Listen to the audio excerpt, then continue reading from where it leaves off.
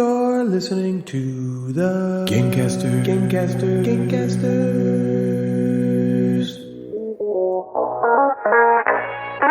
Natalie, Jeff, and Ryan are the Gamecasters, and they do a board game show, inboxes, and nooks and games, and top 5 lists, and sometimes there's fart jokes.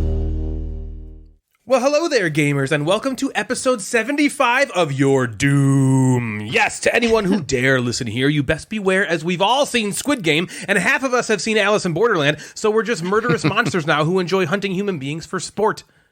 In completely unrelated news, Natalie, Jeff, and I are in stages to begin sending out an email to all the gamers we know who may have a little problem with debt, as we are doing a giveaway of around 45 billion won, dollars or so 2020. It's super easy to enter. All you have to do is get slapped in the face over and over, gassed and ferried to a remote island where you will compete in simple children's games for that sweet, sweet cash prize. We've even got testimonials from prior winners. Jenny from Board Game Family UK says, "Oh my god, please. Please make the nightmares stop. You monsters. Please." Next up, we've got Marie from Burton's Boards, who says, "I felt like a bloody cheese toasty as my skin was literally melted away from my skeleton. And somehow the torturous Lord has seen fit to keep me alive to experience the agony over and over again." And last but not least, Gabi from the Board Game Snobs. "It was neat. Everyone else is dead, set on having more fun." Shit, I almost fucked that up. Let's change the subject. So what'd you guys think of the show Squid Game?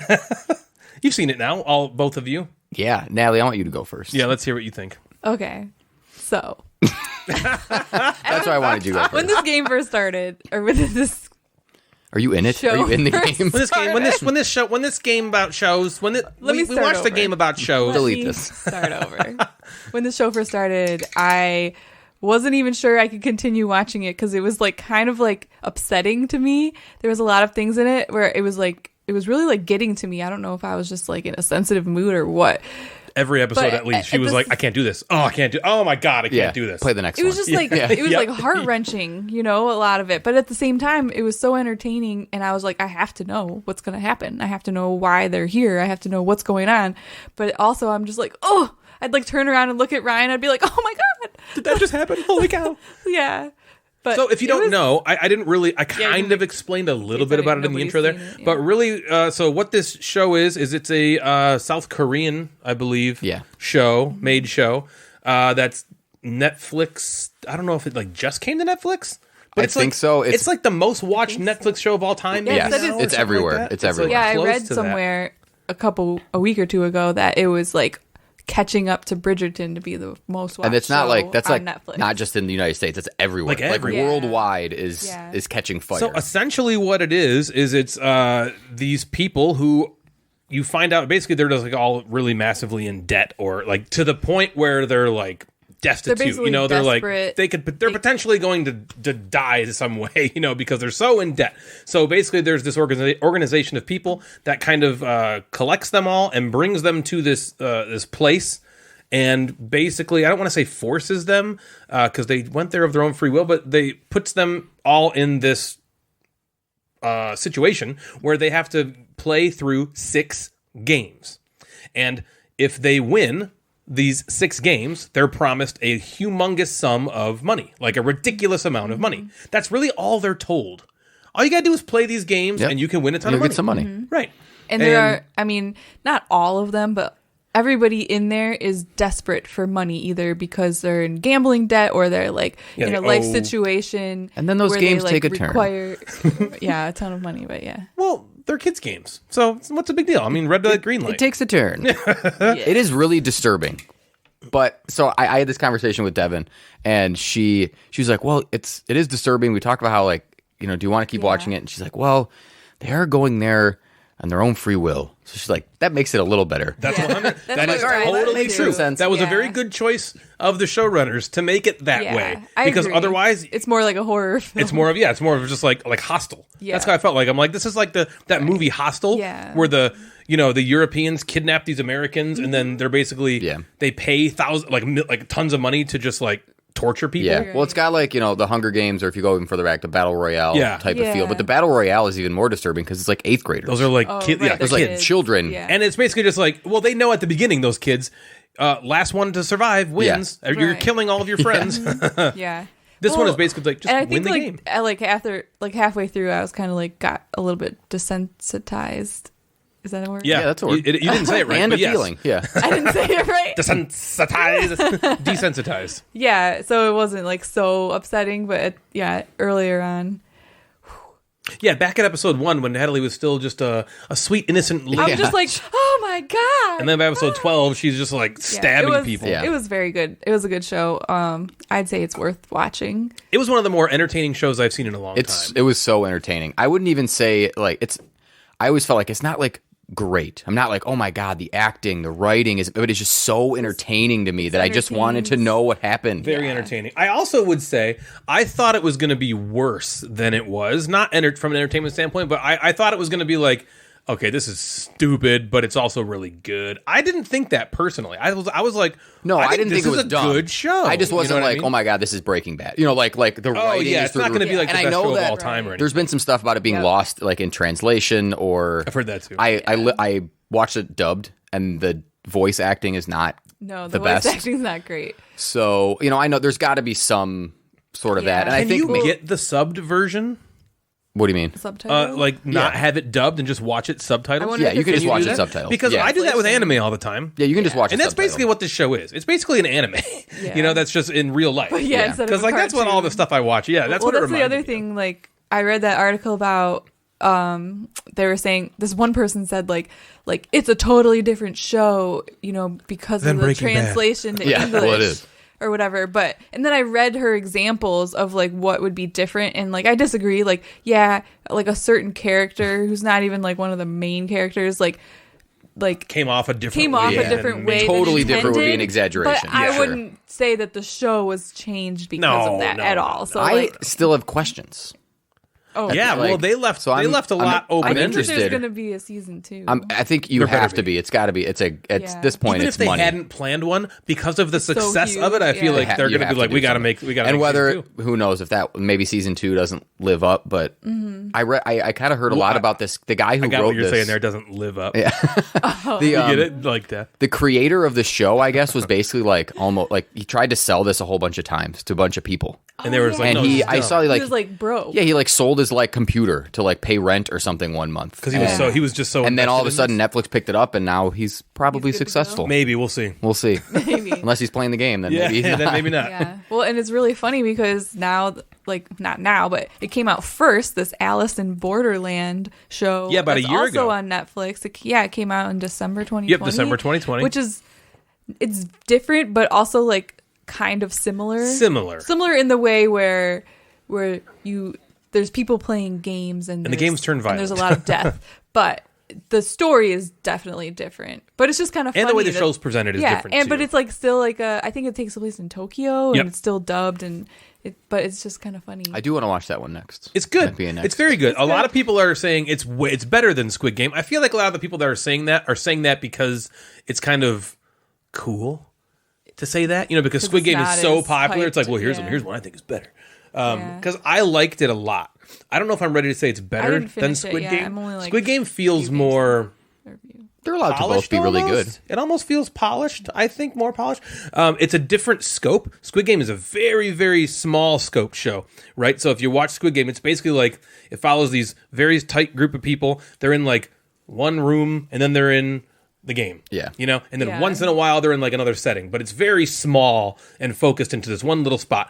And Alice in Borderland is basically the entire city of Tokyo where they are, and it follows a bunch of different people, and it feels bigger and it feels more of a show. It almost feels a little more, maybe corny's not the right word, but it almost feels a little bit cornier than Squid Game. But I really, really liked it as well. I don't know which one is better. I really don't. But I think you should watch it. If you like will. Squid Game, I think that if you like Squid Game, you'll like Alice in that too. Borderland. I agree. If you didn't like Squid Game, you probably won't like Alice in Borderland. That said, they're different.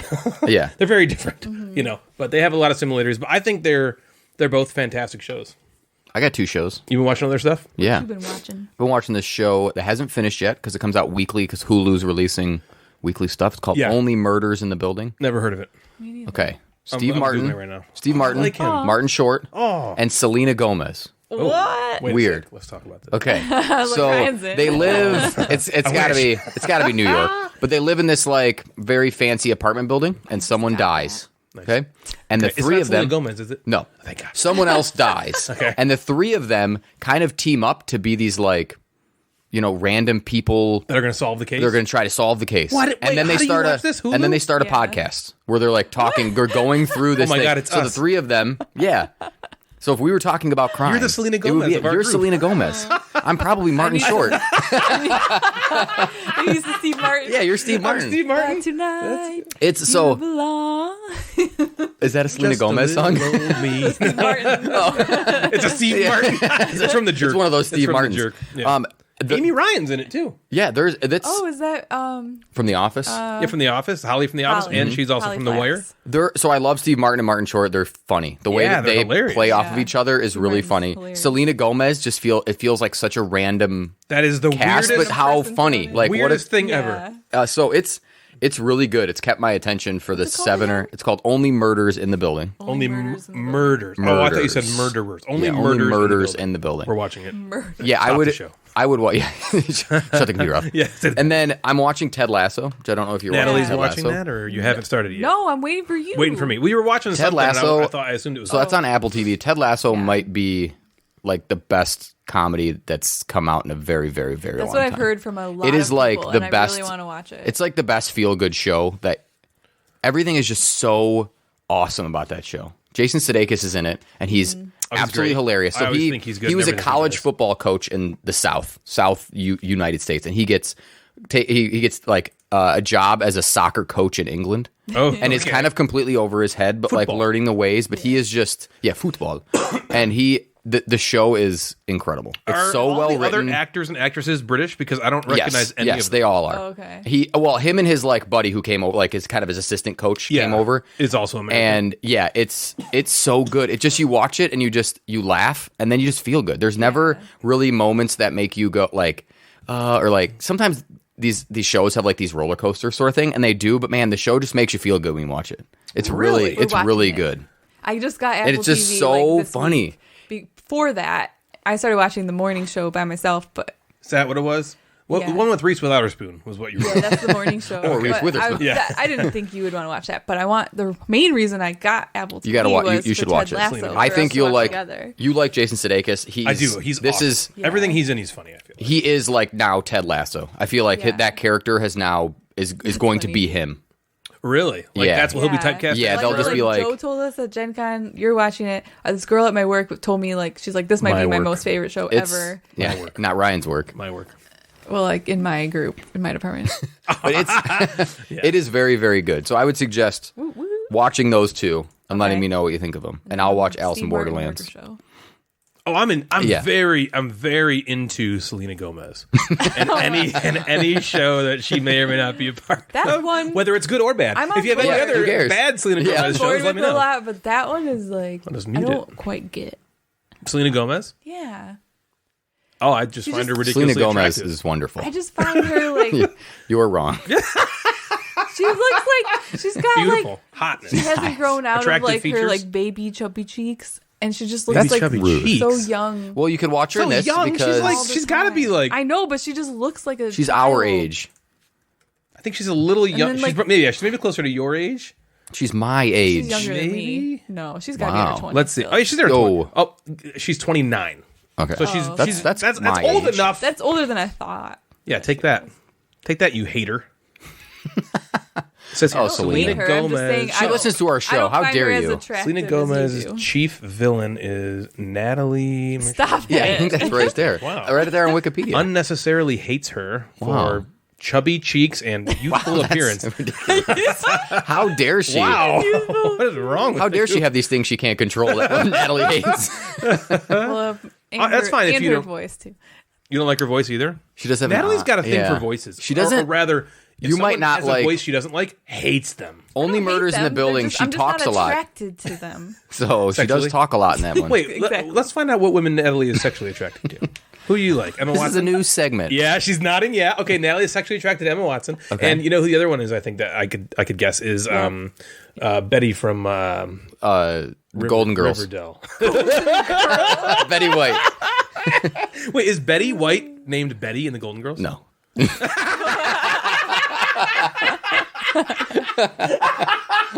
Is she Rose? I don't know what she is. Blanche, Rose. I don't know. Isn't Blanche one of them? No, yeah. Yeah. I don't remember any Like, of them. no. No, it's not. I know it's not No, Betty. Hold what's her on, name? wait. Lily Reinhart. Can Lily I just Reinhart is pause who this for Natalie a sec? would have a sexual Like an relationship actual with. pause or just us stop talking so you can talk? No, I pause. have a question. I think you had to go to the bathroom or Okay. something. Yeah, let's hear No. it. Okay. She'll just get up. You and leave. gave a present to Devin, and you never told us how it went. Is this yeah. a sex thing? No, it's from Gen Con. He got her a present, remember? Oh, Yeah. yes. Let's hear about this. So it went exactly like I thought it was going to go. It did? Why'd you So give me this? I went to a booth at Gen Con and bought Devin some undies. Underwear. And Underwear. they were, Pantalone. they said granny panties on the front. And then on the back, it had all the Golden Girls on it. Blanche. Betty. Rose, I don't know. Betty, I didn't watch the and Golden Girls. Suzanne. Dorothy. Dorothy. Who's the Dorothy. really Doris? old one in the show? Mom. Grandma. I know that old she one. wasn't as old in real life as they made her. I think she was like around the same age as the other women. Oh, she seemed so much yeah, older. they The made little her. one. They she was made like the her little one. older. Dorothy, Sophia, Blanche, Which one was Betty? and Rose. So was Rose Sophia was Betty? the old one then. Sophia, was she the one with the glasses? What is this Yeah. show turned Yeah. into? I remember that B. Arthur was Dorothy. Betty Okay. White was Rose. Yes. The hot one was Blanche. Oh man! Wait, she Slut. was. There's a slutty one. Was And- Blanche the? She kind of looks like the. Is it the principal? No, is it the lady who works at the school in Greece? Doesn't she kind of look like her? Oh my god. That's Selena Gomez. The lady who works at the school in Greece, like the stupid lady that always like licks her fingers. No, I think it was like the principal or something. That doesn't look no. Alright. Although I should do a was TV real quick, I podcast. was just watching Seinfeld last night, Because and it's on I think- Netflix now. Yeah, I think Stifler's mom is in an episode of that. That wouldn't surprise me. There are so many Oh, really? cameos Wait, in is that show. Stifler's mom? She's the She's got it going on. That's Stacy's mom. Stifler. No, isn't she the same lady from the Best in Show movies? Yeah. Yeah. Okay. Well, she was just in the White Lotus. Yeah, she was in the White too. Lotus. Yeah, I also. believe she's the masseuse in this episode of Seinfeld, and I was just like, oh my god, I think that's her. Hold on. What was Devin's? Yeah. Let's Oh, hear so Devin's I reaction handed to the Devin reaction. the undies, and so I got Jack a gelatinous cube, Yeah. and he'd throw that thing around. That's awesome. and then Did he like it? What was his reaction? he just like squished it around. He's like, "What's this?" And he like, Yeah. And then Devin basically was like, she just said, "Oh, that's funny," which is exactly what I expected. Did she wear him though?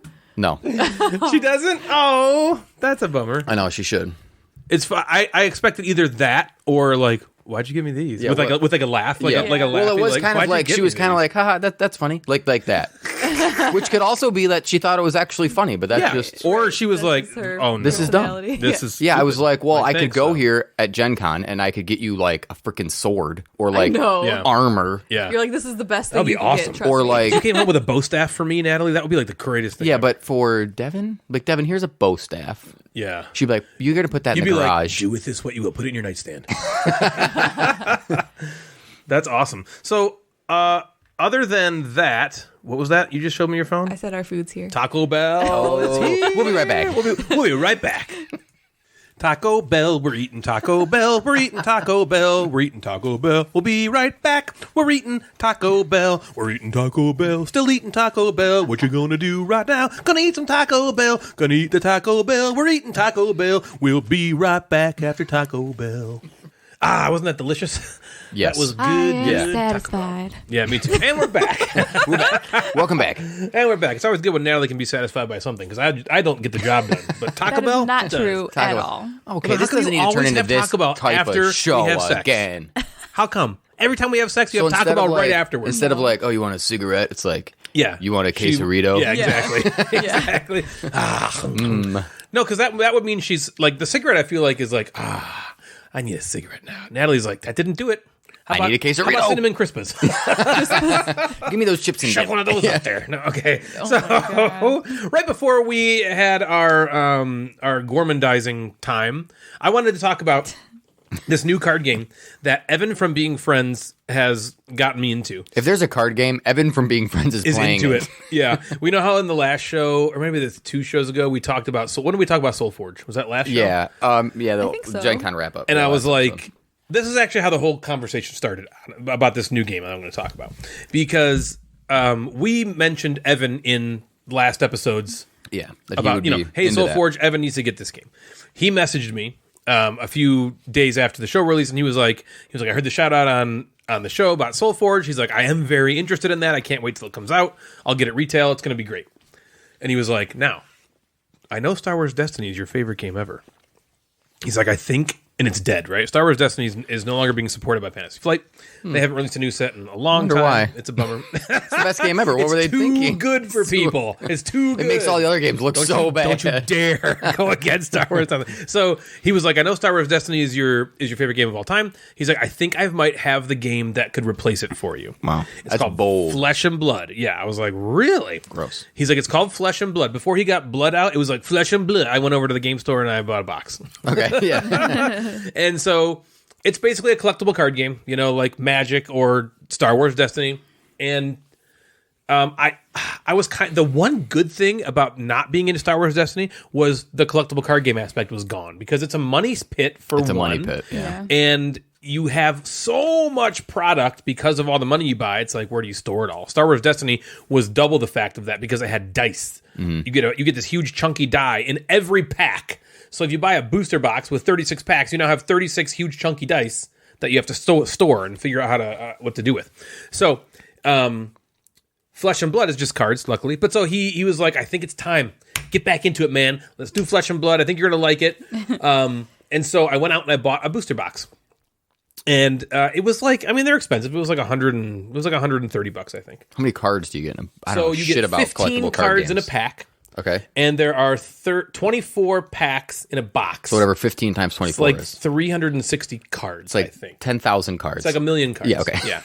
I think it's like 360 cards a box, okay? And it's collectible because, you know, so the way the packs work are, when you open a pack, you don't know what's going to be in there, right? Yeah. It's not like a living card game where living card games come out and they're like, here, the Fire and Ice set is here. Right. Everyone that buys this gets the exact same cards. Okay. And you just build your own decks. It's all random. So if I buy 5 packs and you buy 5 packs, you're going to get very different cards than me. And that's actually a format of playing the game. Is everybody gets 6 unopened packs. You all open your packs, then you build a deck in the moment? Yeah, in the That's moment cool. you like build a deck with it's like the sealed format. Anyway, so because it's a collectible card game, there are certain cards that are more rare than other cards, which means they're worth more. Like than the other Pikachu. cards, right? Like exactly. Like you get a Pikachu. If you get a Pikachu. If you get a Pikachu in Flesh and Blood, it's millions of dollars. Oh, man. So I bought this box, and I didn't know anything about the game. Evan was just like, I think I have the game that replaced Star Wars Destiny for you, Ryan. And you already bought it. Ryan, hello? And I came Yeah, back. and you I got were at the box. RAW. I got a box, Yeah. yeah. RW was closed. I had to go to Gilded Blaze. Okay. So I come back, and the first thing I do is I'm like, okay, one of the most fun things about CCGs is cracking open the packs. Opening the packs is like so much fun to find out that card you're going to get, right? And so I asked Pokemon. Evan, it's like Pokemon or Magic. Yeah, and so like the most fun aspect of it to me is opening the packs, right? So I message Evan. I know nothing about the game at this point. I just know I have the box, and I'm about to open these packs. And I'm like, okay, what am I looking for? Like, what's the card that I want to pull out of this pack? And he's like, okay, there's cards in the game called Equipment, and you want the ones that are these cold. It's called cold foil. It's like a hologram looking thing on it, right? Cool. And he's like, if you get those, they're like $150 or more. Those are expensive. And I'm like, whoa, holy crap. And then he's like, there's also this one. There's only one card in the entire set. It's like you have like a 1 in 960 chance, or 1 out of 960 packs to get this card. Wow. It's the Fabled card. And I'm like, okay. He sent me a picture of it, but I was just like, whatever. So I started opening the packs. I'm in the 3rd pack. I'm like, I think this is that card he just sent me. I'm like, no, it can't be. No, I don't know it's anything not. about this. There's no way. He tells me about like this most rare card ever, and I pull it right here. I'm like, that can't be it. And so I text it to him. And I'm like, hey, this kind of looks like that card you just showed me. Is this like a different version of it? And he's like, holy fucking shit. Basically like, oh my God, you just pulled it. And so I'm like, oh, that's cool. So it's like $150 in my brain. I'm like, wow, that basically is paid for the box. I'm like, how cool is that? I look on eBay. Everywhere online, it's like $499. And I'm like, wait a minute. It's not $150. It's $500. And I said that to Evan. And he's like, yeah, dude. He's like, there you go. Wow. He's like, and the cool thing is that card is not really a card that you really even play with. It's just rare to be rare. Yeah. And I guess the reason was... This pointless $500 card. Yeah. Right. Well, the reason was the people who made the game didn't want to create a situation where they're, you just spend money to get the best decks. Okay. You know what I mean? They wanted that makes sense. The better cards to be easier to get a hold of. But so I sold the card, $500, Good. and I bought more product. more there you Flesh go. and Blood. So I have spent a grand total of $0 on all of these card games. I'm really ensconced in it. Pulled. And I hung out. Well, we'll talk about this in a minute. But I did hang out with the emeritus Gamecaster himself, Jeremy Pete. Whoa, Jeremy, who was my biggest Star Wars Destiny brethren. Like him and me played like crazy. And so I'm like, hey, there's a new game out. And I bought him this it's called a Blitz deck, which he can just open and play. You gave him all the crappy cards you did. Yeah. Well, we both have a crappy card Blitz deck that we're going to try out first before we build decks with these cards. Cool. And he's excited about it now. And he's like, so we're going to hang out once a week and play some Flesh and Blood, either online or in person. Shout out Gnomebot Studios. Gnomebot Studios. Yeah. Germ Flinger, the man himself, Jeremy Pete. We'll talk about him more in a little bit. But until we get to that, Jeff, have you been playing any games? Actually, before we get to the games Jeff's been playing, you guys didn't realize, but... a lot of times, so earlier when we ate Taco Bell, we took a break. We actually said, we're taking a break, we'll be right back. We typically do that 2 or 3 times in every episode, but you never know about it through the magic of editing. It's super easy to just be like, let's stop talking. When you finish that sentence, it's easy. Yeah. And then when you come back, you're like, okay, where did I leave off? And I'm going to start the new sentence. And then nobody at home has to know that we stopped for a while. Mm-hmm. That usually happens every episode when we eat lunch. This time, we just happened to... Taco Bell happened, right in the middle of it. And we were like, oh, it's funny, we'll do this. Something else just happened about 3 minutes ago. And we took a big break. And a lot of stuff happened in between. And what it was I'm sitting here talking about Flesh and Blood. And Jeff's looking at me with his mouth like, oh my God. And he's doing the timeout symbol with his hand.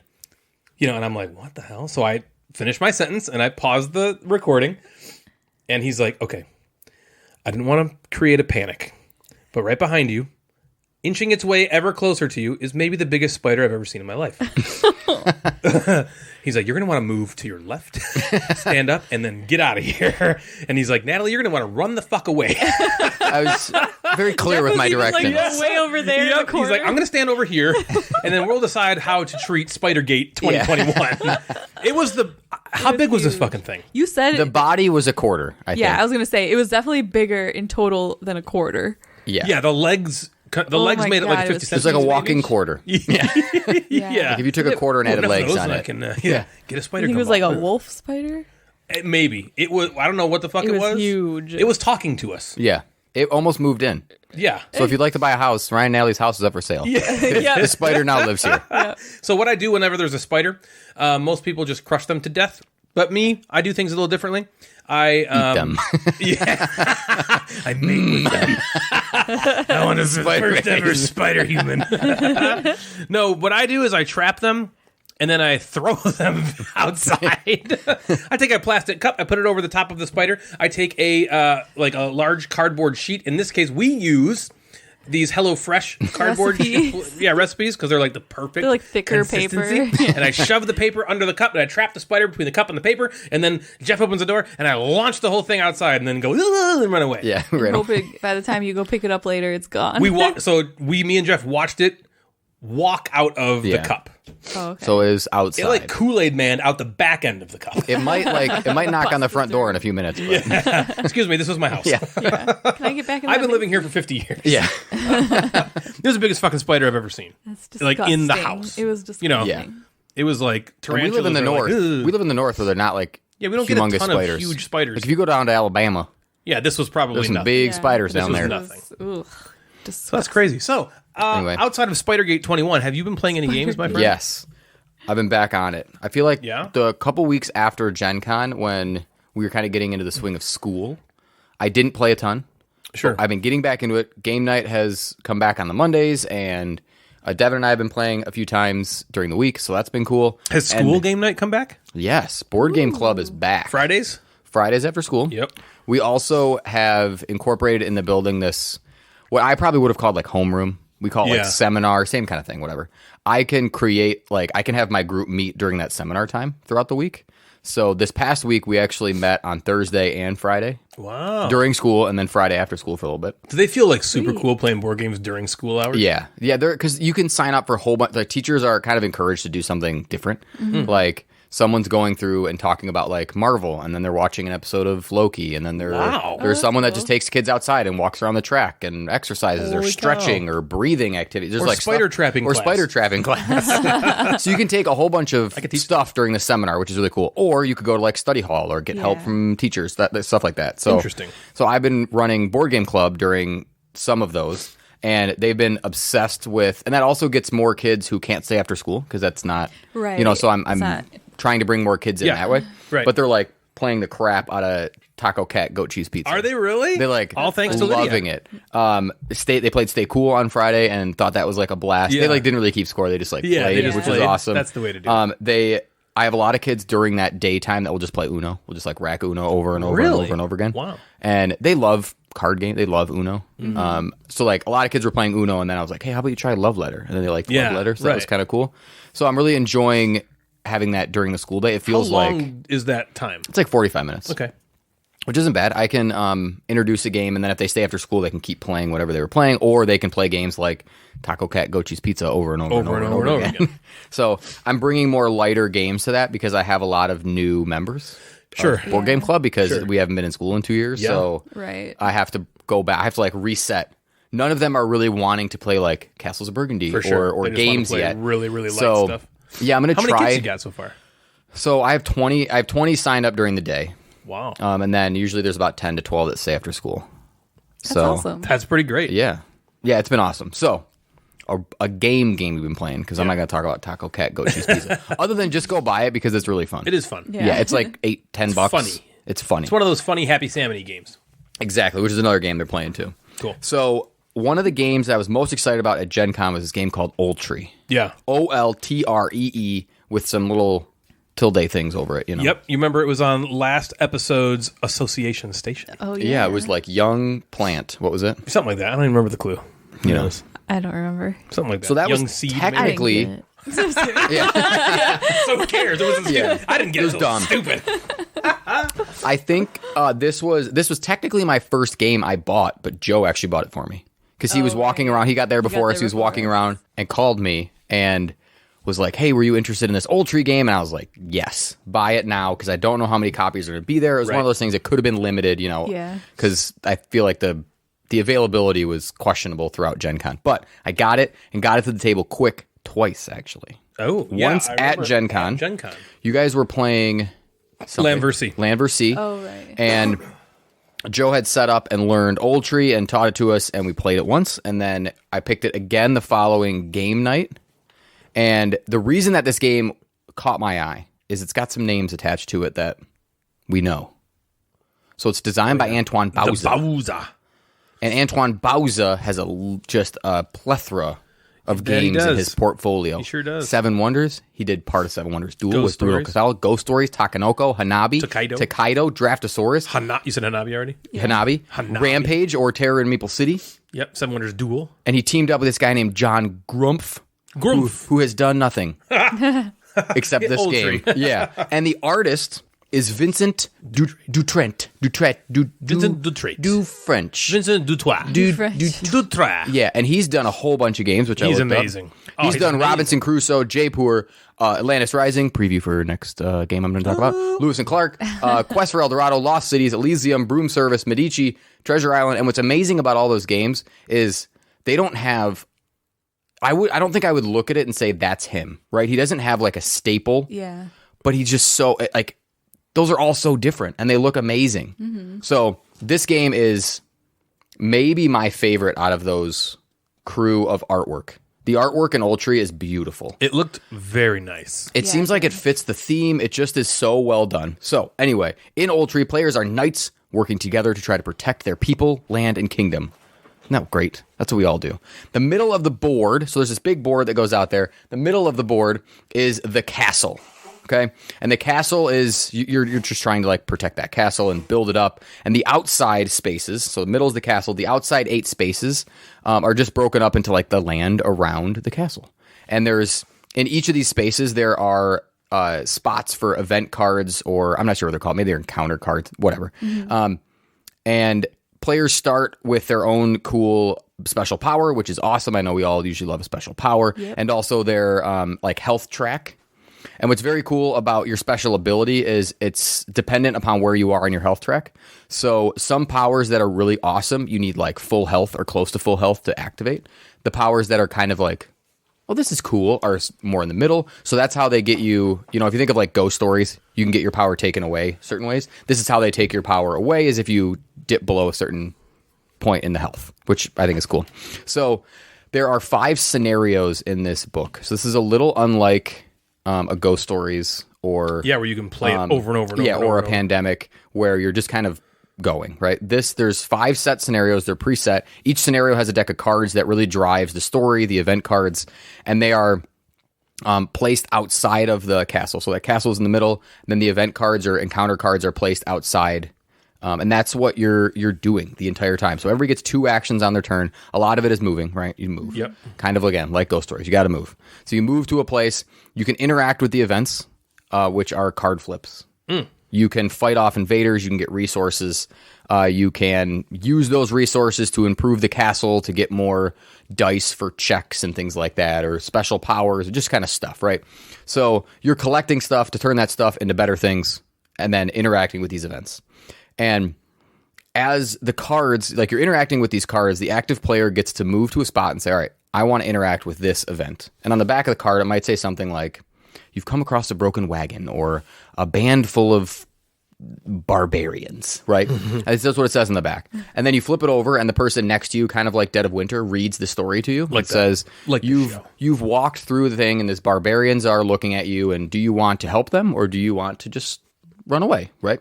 And then the active player picks something, and it might go along with like a test. So it's like roll a die and test your strength or your hoo-ha or your your hoo-ha. dongs. Yeah. Roll a die. How many Kegels have you done? Yeah, how many hoo-has? 2 5 Kegels. Oh, you are not. That is not good hoo-ha. Not enough Kegels. So you test something, right? Or sometimes it's just nothing. You can walk away, and it's like, all right, you walk away and nothing happens. Or you walk away and they chase you down and whatever. It's a very controlled Tales of Arabian Nights. It's not as bananas. You're not going to like turn into an ape or get smushed by a boulder or anything ridiculous. But so they're very kind of controlled things. And sometimes those will give you good things or bad things, depending on what it is. You get resources. You could get like morale. You could get armor or strength for your castle, just stuff like that. Okay. And you have to have interactions, because if one of the spaces collects too many cards, you start to like lose things in the castle and just bad things happen, right? It's essentially in ghost stories, again, I'm just kind of going back because that's his co-op game, right? Yeah. That's where ghosts are filling up the board, or in pandemic where the disease is spreading, right? You don't want these event cards to fill up too much. So you want to interact with these event cards. You want to collect these resources. And what is interesting is the game doesn't have like, it doesn't have a set progression almost of like, this is phase 1 and this is what you do in this phase.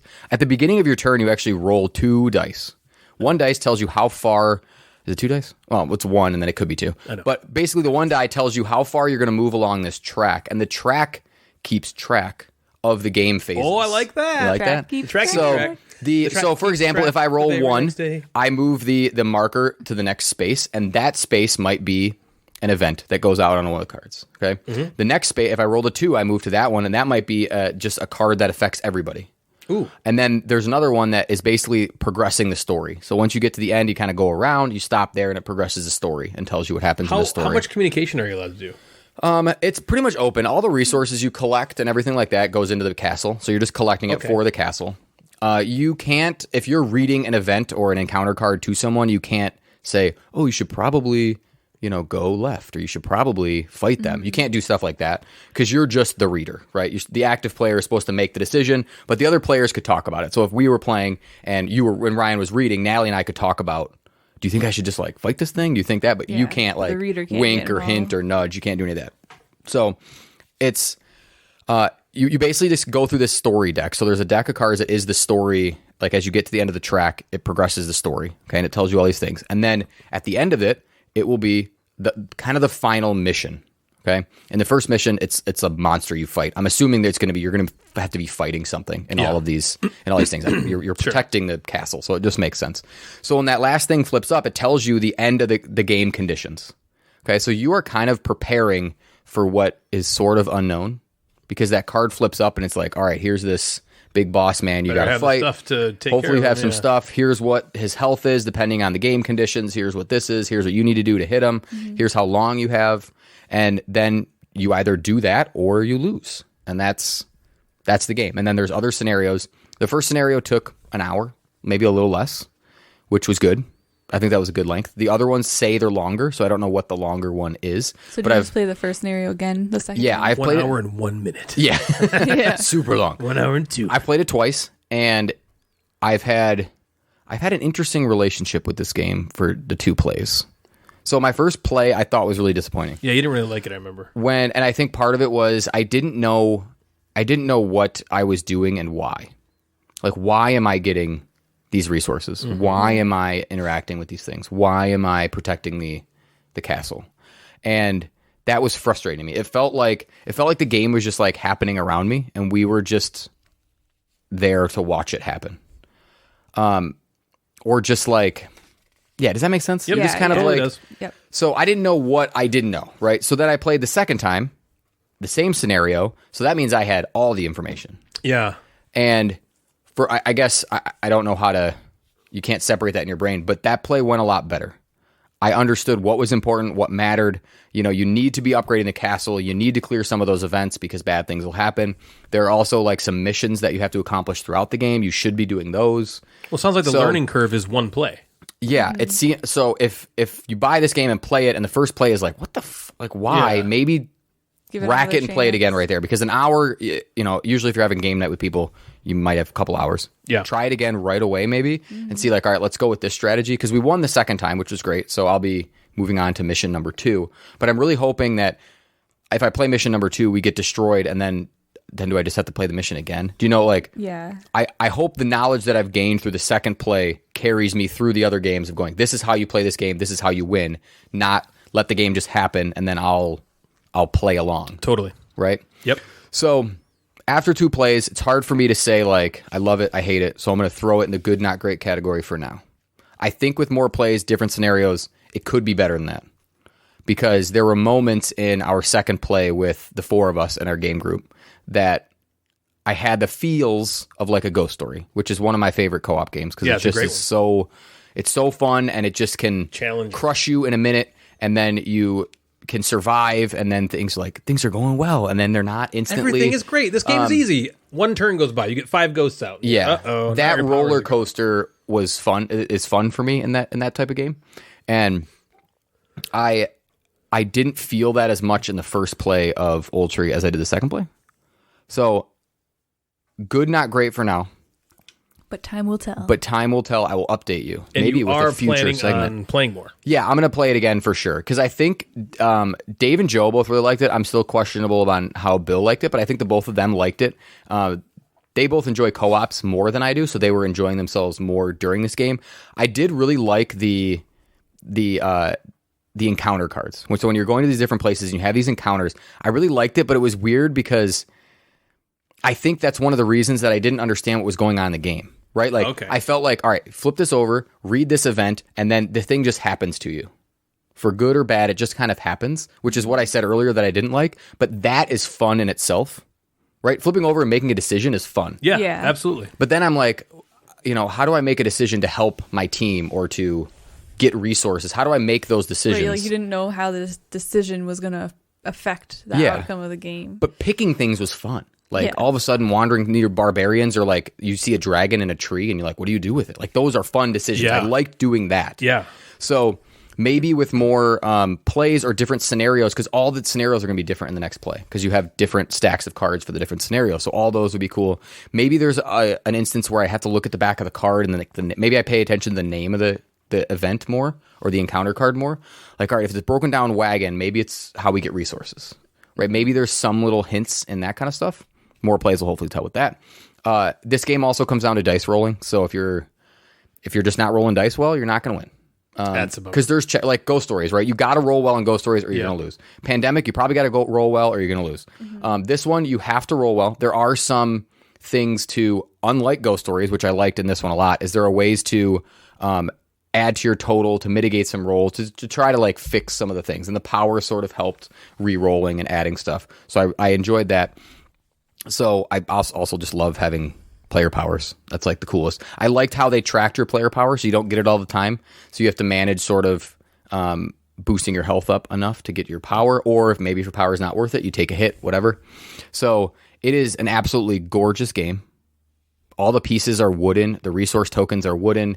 There's like very little cardboard in the game. You have these like your player pieces are these.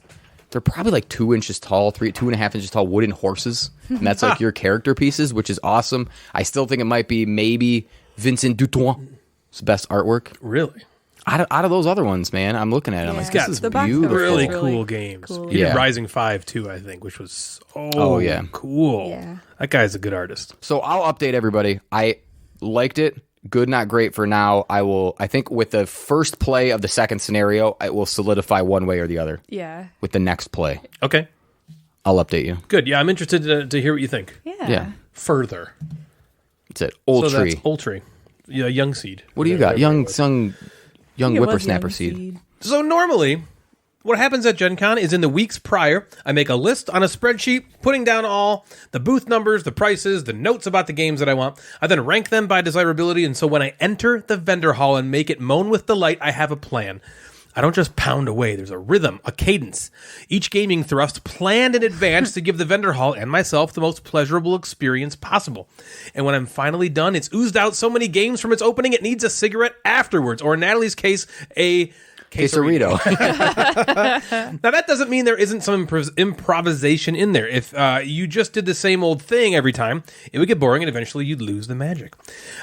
Being improvisations, you're not necessarily sure how it's going to go. Arch Ravels, which I'm not going to talk about, was one such improv that failed and failed miserably. That game is terrible. Oh my God. Gorinto, however, was an improvisation that really hit that G-spot. For game. Gorinto. The Gorinto Yeah, spot. The game G-spot Gorinto is- spot. Oh yeah, you got my working. Gorinto spot. Yeah. I went over to hang out with someone most of you likely thought was dead by my own hands. Yes, I hung out with the rotting corpse of Jeremy Germflinger Pete. Oh, his The rotting original corpse.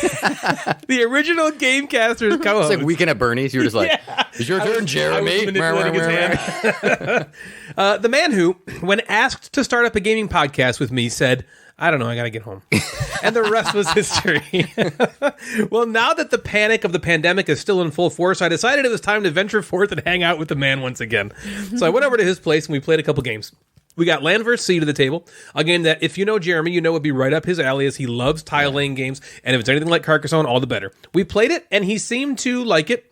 Now, Jeremy's outward emotional range is about as wide as Natalie's. Let me start again. Oh. It's What? about as deep as Natalie. Let me give this Stop one more go. it. It's very difficult to tell what Jeremy's feeling, as I hate this and I love this basically exist as the same expression. It takes a man with a PhD in Jeremy, which I possess, to differentiate his complex feelings. He basically didn't care for Land vs. Sea, I don't think. I doubt he would ever ask to play it again.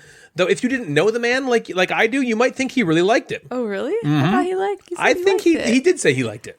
But he hated it. But I think that he probably didn't like it. But he hated it. Okay. I think here's what I think Jeremy would do. wonder I think why. here's because I think it didn't measure up to Carcassonne. Oh. And he's not like he's not the type of guy who can only have one type of game, but he's also the kind of guy who owns maybe 5. Right. Right? He's been So it's pairing gotta his be color. like- He had 12 at one point and was like, this is too many. I gotta cut it down. So, if it doesn't dethrone a game in his current collection, he's probably not going to keep it. Mm-hmm. So I kind of was like, this game is going to give you those Carcassonne feelings, and it plays with just two of So us. start It's really selling fast. Carcassonne. Yeah.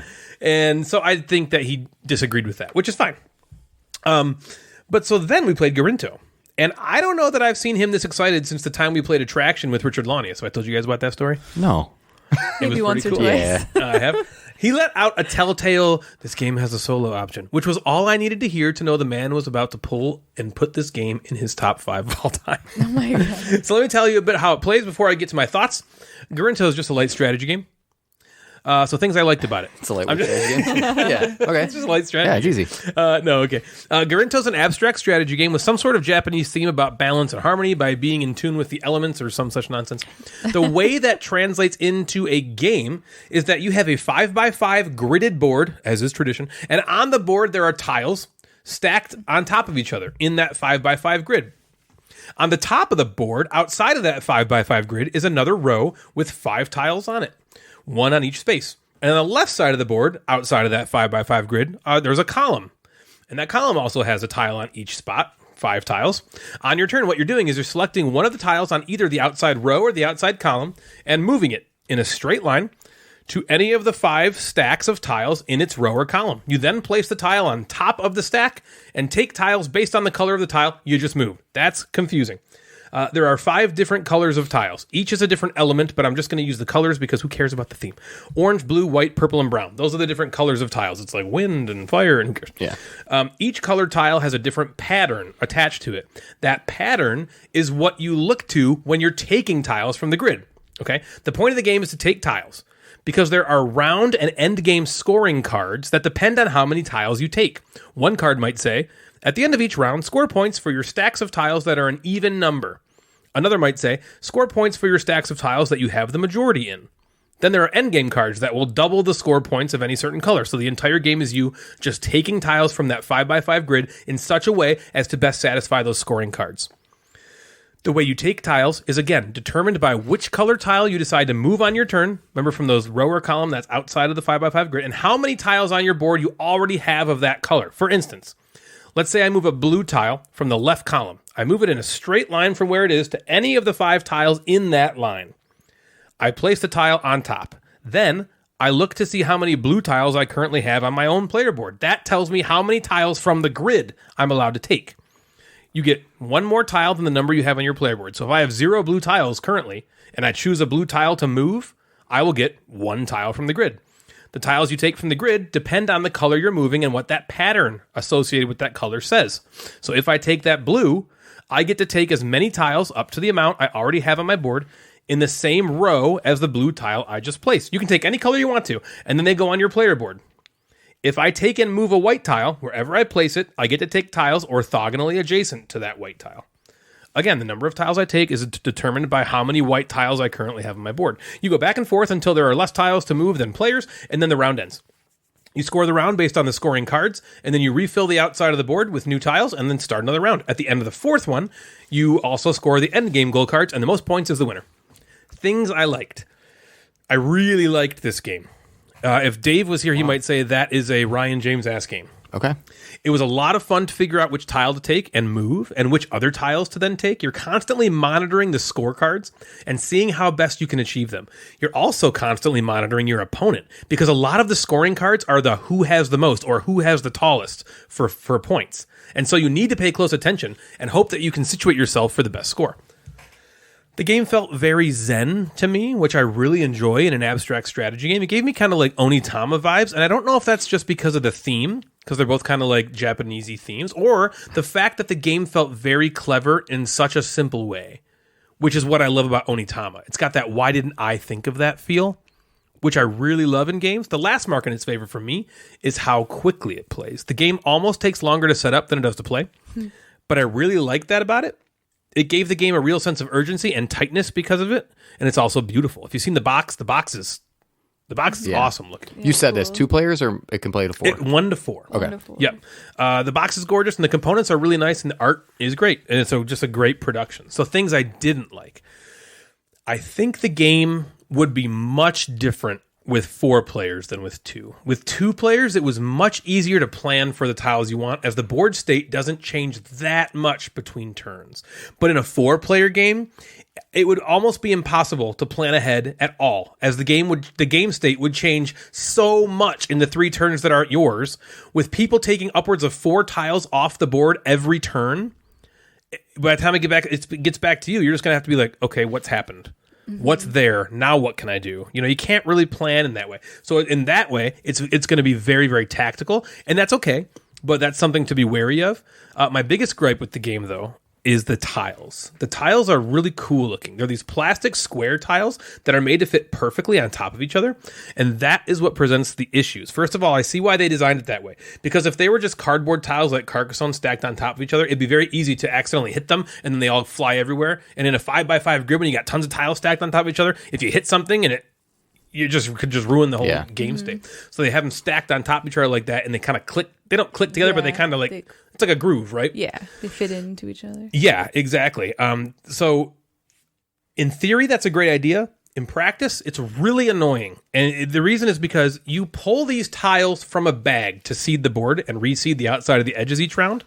But when the tiles are in the bag, they just want to stick together. And so you're constantly trying to remove them without looking at them inside the bag with one hand. And it's just really, really slows things down. And also when you're trying to take a tile from the stacks, they don't pull apart super easily. So you're putting a tile there and then you're going to take 4 tiles. You got to kind of grab the stack with one hand and pull the tile off. It's really frustrating. And so you're Pam. You're constantly battling with this. Yeah. Soak them in oil or something beforehand. Spray. It's crazy. So yeah, you're just like, I want this one, but this will come off, damn it. And it's really annoying. I really wish they simply came apart easier. That's really it. And that may sound like a nitpick, but you'll understand if you play this game just how annoying that can be, as you are constantly manipulating the tiles. And it just mildly annoys you all game. It's not like a big deal, right? But it's enough that it's definitely worth mentioning. Overall, though, I really enjoyed this one. I think it's a great addition to the abstract strategy space and plays quickly enough that has a real chance of coming out more, especially if I continue hanging out with Jeremy, as he clearly loved it. I would say, so Natalie, what did you think about Gorinto? But Natalie did not play Gorinto. Only Jeremy. I wasn't invited. And me. Oh, what? And now our guest host. Oh, he's not here. Yeah. Sorry, Jeremy. We should have him back on. I had to watch the kiddos. Yeah, she had to.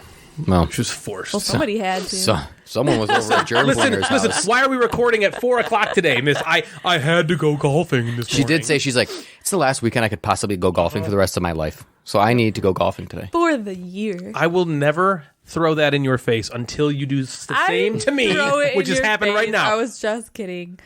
Funny. I just don't have any games to talk about, funny. Except maybe I do. Ooh, not dun new. dun dun. How do you feel about that? Oh my god! Except maybe I do. Anyway, that is Gorinto. I believe that's Grand Gamers Guild that puts this game out. I like that company. Very good. Yeah, they got a lot of good stuff going on. And Gorinto is a great addition. I really liked it. I think it's fantastic. It's going to stick around in the collection.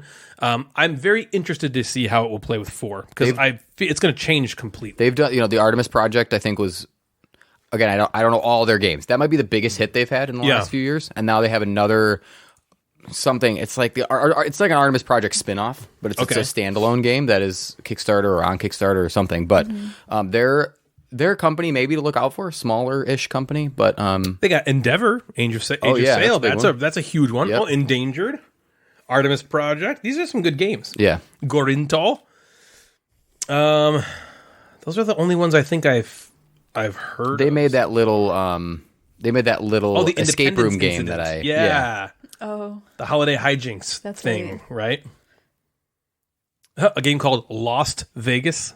Oh, it's pretty clever. Like the Lost Vegas. Wait, they did the hijinks one? Yeah, the holiday hijinks. The holiday hijinks. We didn't play that. Jeff talked about it though. Yeah, I played it. That's right. I remember them. Like that small card. I remember their escape booth game at Gen Con. Yeah. So that is Gorinto. You got anything else, man? Yeah, I do. Do you want to talk about something, Natalie? Or no? Well, since I didn't play any new games in the last 2 weeks somehow, I will talk about the one game I did play, which we've already talked about. But just briefly, Ryan and I played a virtual game of Too Many Bones with Hell yeah, we did. Kelly and Justin, Geek Chic Gamer and the Bearded Gamer. Yes, cool. Fantastic people. Turns out if you want to play a virtual game, that's a very good game to play. It was very easy to play. Yeah, the only problem is you both have to have a copy of it. Well, yeah. Because for a game like Too Many Bones, I mean, I mean, it's like, the barrier for entry for that game is redonkulous. But luckily, we both did. And so, hey, let's get it going. Right. They've been really into that game. Ryan loves that game. I like that game a lot, too. So Ryan loves it. I like it. Yeah. It's fine. I had to play it. No, I do like that game. I really do. The game we played virtually, I felt like I ran into a little bit of bad luck where, like, I just didn't get some turns. What do you some mean? rounds. Well, like... She died. Oh. I've only What character were you? Do you remember its name? Nugget. Yep. Nugget. I was Good Nugget. character. Okay. Well, either I died or like I'd go last, and then like you guys We would kill them all. You'd kill them, and then okay. I'm like I didn't get to do anything. Yeah, or stuff whatever. like that. So like, but I mean, in general, like we've talked about before. Isn't that a chip theory? It is. Chip Theory The games. components are freaking amazing. Yeah, That is their beautiful. swan song to the... I mean, But it's just like it's ranked 40. Number 40. That's it is good. such a cool game. Like all the characters are different, all their powers are different. You get to pick which like upgrades you make, and deciding on that and how that'll contribute to the group. It's Probably the most asymmetric game it's there a very is. cool game. The And then- characters are so different from each other. yeah, and playing with Kelly and Justin was really fun. They're really cool people. It was a really fun night. I think we're gonna do it some more. Then Ryan and I played it again, Yep. just the two of us. And I- did you like leave it set up and you were just like play two again? of yeah, Right. I played. Don't tell me. I want to, though. Uh-oh. Dead air. Who is it? What's her name? Duster. Duster. I kept thinking Gilly, but that was you. I That was think. me. Yeah, Duster. I like Duster a lot. That's cool. Well, go ahead. Continue. No, it's okay. Go ahead. No, that was it. Oh boy. Oh, okay. You go. No, you go. No, you. No, No, you. you Oh go. my No, god, you. You. I'll go. I played another game. Jeez, what? Let's go with some I wanted to co-op go. games. What the fuck, man? Let's talk about more co-op games. Yeah, I like co-op Yeah, games. yeah. This game. Too Many Bones was a co-op game. Yeah, we're on the co-op train minus Gorinto. Except Gorinto. Unless you're playing by yourself, then you're on your team with yourself. Yeah. Yeah. That's- So Which is we're what Jeremy wants it for. Yeah. yeah. So this game, co-op game, is called Atlantis Rising. Oh, man, have I been after this game for a while. And Atlantis Rising, like Ryan, it's been on my radar for a while. Because the second edition came out 2019, 2020, something like that. And this is an updated art set, updated rules. I haven't played the first edition, so don't ask what the difference is, but I'm assuming there's a difference. The designer is named Galen Sissel. Sissel. Do you know what he's designed? Never. Nothing. This one. This He one, yeah, also I've never designed heard that This name. one. Atlantis Rising First Edition. Ooh, okay. Wow, So he's two got games two under his games belt. under his belt, and probably a whole bunch of games just sitting on a shelf that he has half designed. Yeah. And like probably a lot of these designers. Yeah. but I think he's got a winner here, so this is good on him because the second edition is a winner. So the cooperative worker placement game, which is also unique and cool because it adds a worker placement element, so you get a little bit of Euro feel in a co-op game, which sometimes doesn't exist. A lot of co-op games are move and fight and do that kind of stuff, so you get a little bit of worker placement where you are, of course, trying to save the people of Atlantis. That damn island just Why does keeps it keep sinking? flooding. Stop sinking. And sinking. Yeah, is it flooding? Is it sink? The island sinking or itself the water? I think the legend is it sinks to the Yeah, bottom of the ocean. Okay. Oh, okay. So it's sinking. And you have to create this cosmic gate to lead the people to safety. So you're not stopping it from sinking. You are just Evacuated. Yeah, you're evacuating. You're creating the I don't want to spoil TV shows. Never mind. You're creating a cosmic gate that you run through, and you are then everybody in Atlantis is gone and saved. Which is a cool theme. You could also get that theme in a game called Survive, where you're just escaping the island. Yes. But there's less sharks and people like eating meeples In this game? In this game. So the board is amazingly attractive and awesome, and probably what, if you've never heard of this game, you might have actually seen the board before. It's the picture that everybody takes with probably the box on Instagram or something like that. It's this massive island with essentially like 6 arms sticking out of it. Think of like a 6-armed starfish, kind of. You have the middle, and then you have these arms that are sticking out. So players get their own player board and special power, which is awesome. You get a couple workers, and you also get a big worker, which has a name. I don't remember what it's called, like the boss. Okay, the boss man? The boss man. meeple? Speaking of, Jack has wanted to watch Boss. I've seen Boss Baby like 1,000 times. Yeah, my yeah. kids watch that too. Man, he just, everybody's like, what's Boss Baby? Well, Okay, I guess we'll you should pick it watch up. the sequel. I will, but it's $20, so I'm not going to do Oh, it. It was Because just in right the now theaters he's... a couple months Yeah. ago. Yeah. So, what was I talking about? Boss Baby. So you get a couple workers, and then you get this big worker that We're calling him basically... Boss Baby. Yeah, Boss Baby. You get the Boss Baby. And the Boss Baby meeple, that is probably attached to your power. So like my power was I can unflood something and use the power that or use the worker space that round.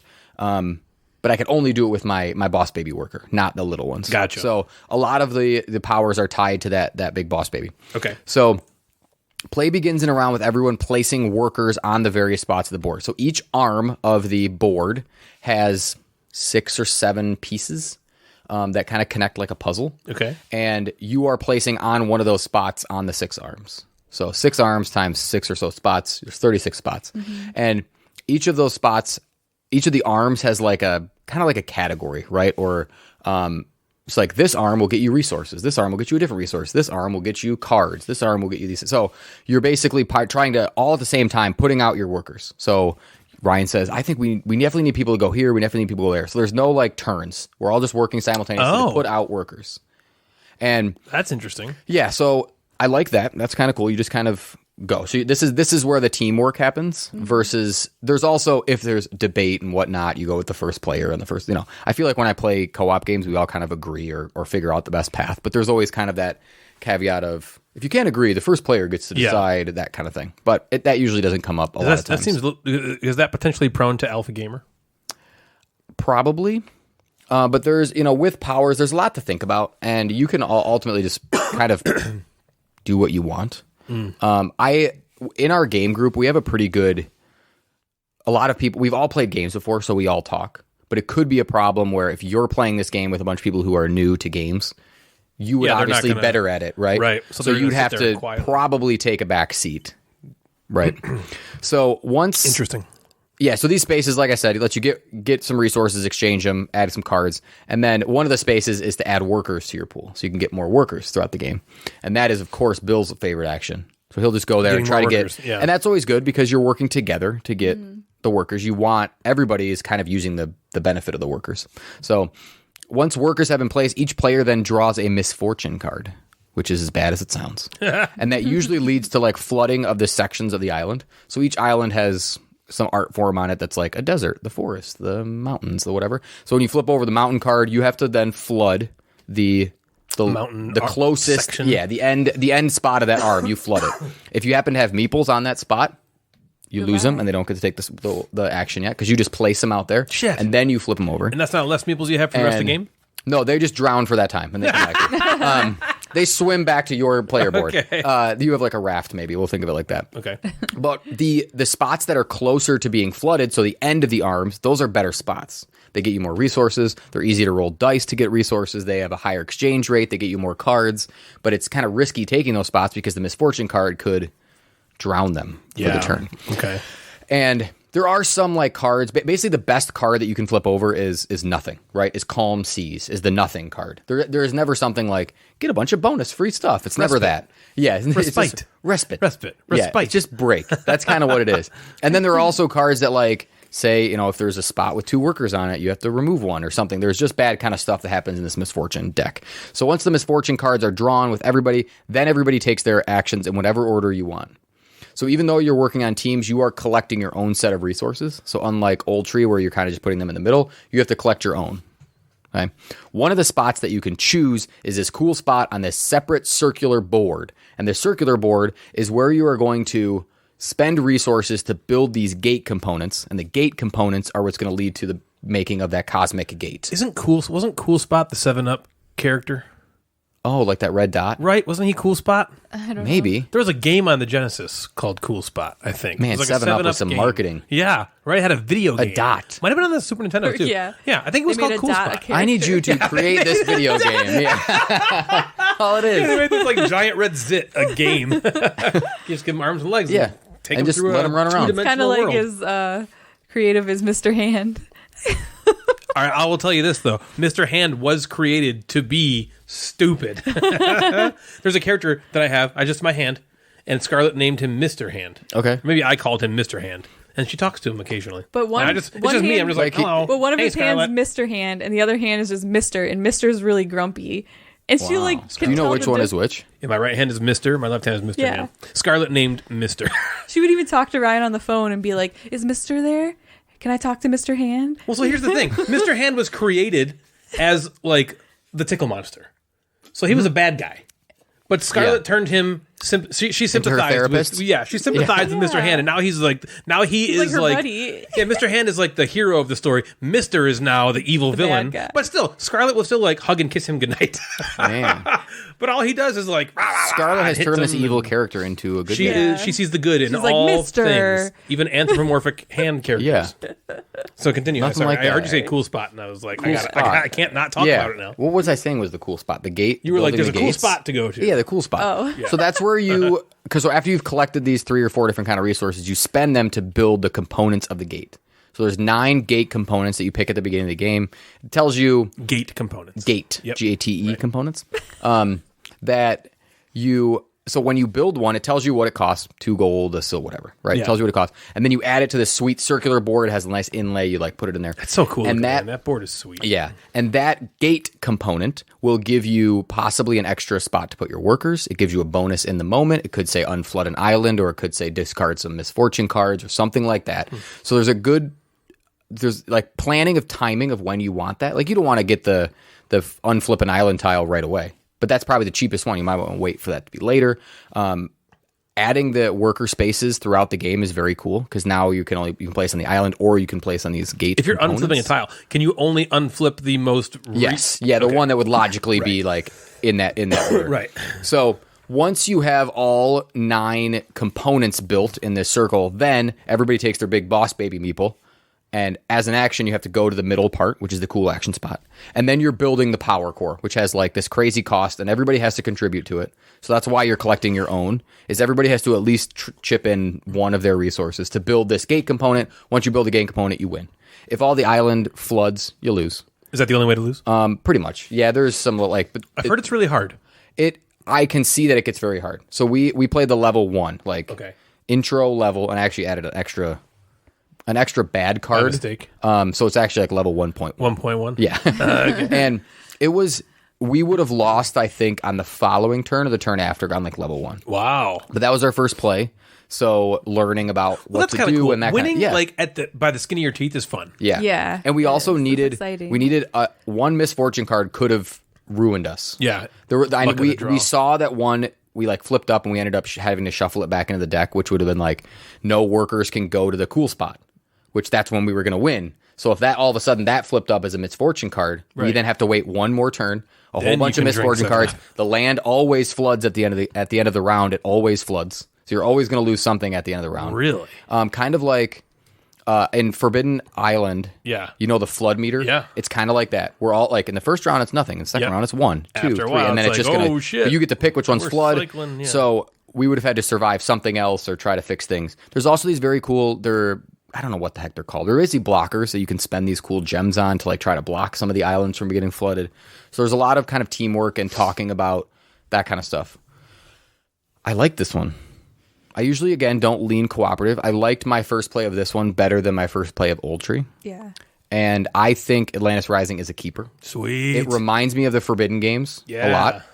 And I think this will replace that in my mind. I don't Well, it's think... heavier, right? I mean, Forbidden Yeah. Island is pretty damn light. Yeah, it's definitely heavier than those. So it takes a little more of a gamer mind and some planning. And it's maybe because it's harder, less prone to the alpha gamer, the gamer quarterbacking. And so I think when I'm in the mood for a game like the Forbidden Island, Forbidden Desert, Forbidden Sky, I'll take Atlantis Rising over all 3 of those any day.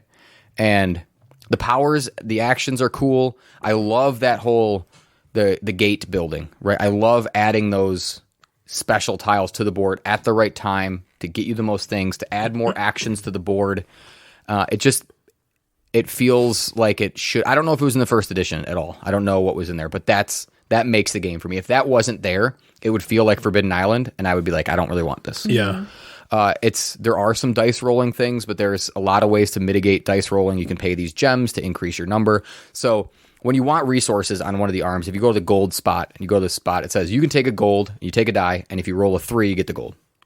3 or higher. You get the gold. Cool. And as you move up that thing, the top one is like 6. Wow. So you have to roll a 6 in order to get the gold. But if you have some of these things, you can, if you have some of these gems, you can pay those gems to then increase your number.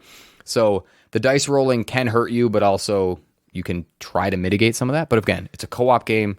This is how they add the randomness into co-op games where you can't plan every single thing. Totally. I think if you knew every resource you were going to get, you could just plan it out from the first turn, right? You could plan it all out. But the dice rolling kind of throws a little mix into it. I like that risk reward of where to place workers because I want to exchange 1 coal for 4 gold, and this is the spot that could flood if you pick up the desert tile, right? And it's like, ooh, what do I do? Yeah. But it's exciting to play that game. Or you could just play it safe, right? If you go 2 back, you're probably not going to be flooded. That would be crazy to have 3 in a row that would flood. In the same arm. That would just be a terrible shuffle. So you can just kind of play it safe if you want to. So I like that balance of, all right, let's have 2 people try to risk it, and then everybody else don't, right? If you like games like Forbidden Island, Forbidden Desert, or even Pandemic, other medium cooperative games, this is up your alley. This is a good one. It's beautiful. It looks awesome on the table. There are 20 different of those components that I was talking about, those gate components. There's 20 of them that you can. So you only play with 9 the first game. So the different sets of them would change the game entirely. You have lots of player powers. There's 9 or 10 different characters. So and we only play difficulty with levels. 4, and the difficulty. So basically, you take out the respite cards, the calm seas, and you add in more like your fucked cards over and over again. And that makes the game really, really variable for me. I don't think any play will feel the same because I'll add a new power, or we'll add 5 more of the terrible cards, or we'll play with different gate components. So it'll last me a while before I feel like it's becoming samey. Yeah. Right. So this is going to replace a lot of the co-op games that are in that same category, which in my head is always for some reason the Forbidden games came to mind when I was playing this. Maybe it's the theme. Well, the theme is like, very similar. Yeah, where you're either just getting covered by sand or water, same kind of thing. But this will replace that. I'll probably keep those games because I'm a hoarder. But when I'm reaching for a co-op game, I think it's going to be Atlantis Rising. Very cool. It's a good one. Awesome. Yeah. I've been looking forward to that one for a while anyway, so I can't wait to play it. I'm glad to hear you liked it. So Natalie and I talked about Land vs. Sea last episode, but we got the chance to play with the kiddos who really wanted their thoughts recorded and put out into the world. So without further ado, here are my children's thoughts on Land vs. Sea. So we played this little game called Land vs. Sea, and I played it with my little daughter, Lexi, and now we're going to see how she liked the game. Let's see. What do you think, Lexi? Did you like the game, Lexi? Yeah. You did? Yes. Tell me about it. Well, I really liked how when we played the tiles, there's like a bunch of fun things because I always thinking like where to put it in. It's very fun to like turn them and then look over to see which one you get. And then I get very excited when I get to pick a tile because then if I pick a tile, then it'll give me an opportunity to close one. That's right. So what happens when you close one? You get points of however much tiles that it makes you close one. Okay, so what she's saying, I think, you tell me if this is what you're saying, Lexi. Okay. You're making groups of either land or sea. Is that right? Yes. And when you close off a grouping of land or a grouping of sea, you score points. Yeah. How many points do you score? Let's say a land mass of 5 tiles. How many points is that? 5. 5, you're right. What if it had those X's on it? Do you get bonus points? If there was 2 X's, then it would be 7 points because every X is worth 1 point. So tell me, did you like the game? Yeah. Why did you like it? Because it's very fun to see if you close on it and get points. And like when you close one up, and it's just fun to like move tiles around. Because if you get a tile and then put it down, you're like, no, that wouldn't work. So that happened to me when I was playing it. There was so much tiles that didn't work. And then almost at the end of the game, I found one that worked. And then I got so much points. I got 14 points. Did that feel really cool? Yeah. Were you frustrated before you got that tile because it seemed like you weren't ever going to close it? Yeah. But then you did! Because I was almost about to finish the game because there was really no more much tiles left. So I was scared if I wasn't going to close it before the game ended. Because if the game ends, then there's no more points that you can get because the game ended. So now you've played this game 2 times. You played the land and the sea, right? Which one did you like playing better? I think I like the land a little more. How come? Because it's kind of easier because just when I place it, you can just see that I don't really know how to explain. So you think it. the land is like just easier to see how it closes, where the water just kind of goes everywhere and it seems like it's harder? Yeah. I would agree with you, actually. Yeah. I think that's true, Lexi Kathleen. We didn't finish our game. I played one with Natalie, and then Dada was going to Mr. Jeremy's house to play the original Gamecaster. to play that game, but we were still doing it. We were in the middle I had of to the tear. game. I tore the game down. So Lexi and Natalie were playing for like what you had like halfway. You were like halfway through, and I was going over to Jeremy's house, and I wanted him to play this so bad. And so I was like, Lexi, is it okay if I take this down? And you were being a very big grown up about it. I was very proud of you for being a grown up. Yeah, because You're basically a grown up. I mean, you're already 7 years old. So you're basically a grown up. I knew I would play it again because. Wait, we're recording this segment on the 5th of October. In 10 days, you're going to be 8 years old? No, she said she'd go back and be 6, right? Nope. Yeah, she did. I said I would go back to 50. Oh, you're going to go back to 50? I mean, I'm going Like forward. Benjamin Button is what you're saying. Thank you so much for your thoughts on this, Lexi. Are you excited to hear yourself on the episode? Yes. Awesome. Do you have any closing thoughts? So, closing thoughts Yeah, last things you want to say. was I really liked this game. It was very fun. Do you think it's good for kids? Because all you do is just try to find out which tile you can place, and then it turns out that you get points, and it turns out very fun. Awesome. Thank you so much, Lexi. Welcome. Bye. Bye. All right. Well, we've talked about Lexi's thoughts. Now we're here with Cameron Allen James. Yeah. What's up, buddy? Good. Do you remember the game that we played called Land versus Sea? Yeah. Why don't you tell me what you think about it? I really like the game because I like land and I like sea. Oh, you do? Yeah. And I Well, like good thing you live on one of those. Yeah. Because I live in a house and like right across the street is sea. Yeah, that's true. I like playing in the water and playing on the land. Okay. Which one did you play? I played water. You did? Yeah. The sea? Yeah. I And how did it played go? sea. Good. What do you remember about the game? Do you remember anything about it? Yeah. Like what? That you had to make the water or land. Oh, you gotta close it off. That's right. So you gotta close off the water, and whenever you close it, you gotta count the tiles. So just say that there's 5 tiles. Yep. 1, 2, 3, 4, 5. Okay. And if there's any X's on your water or land, then you would get that point. That's right. And each tile is a point. Did you think it was really easy to play? It was pretty hard, but easy and fun. Easy and fun? Okay. Well, do you think it's a good game for kids, maybe? Oh, it's such a great game for kids. Why?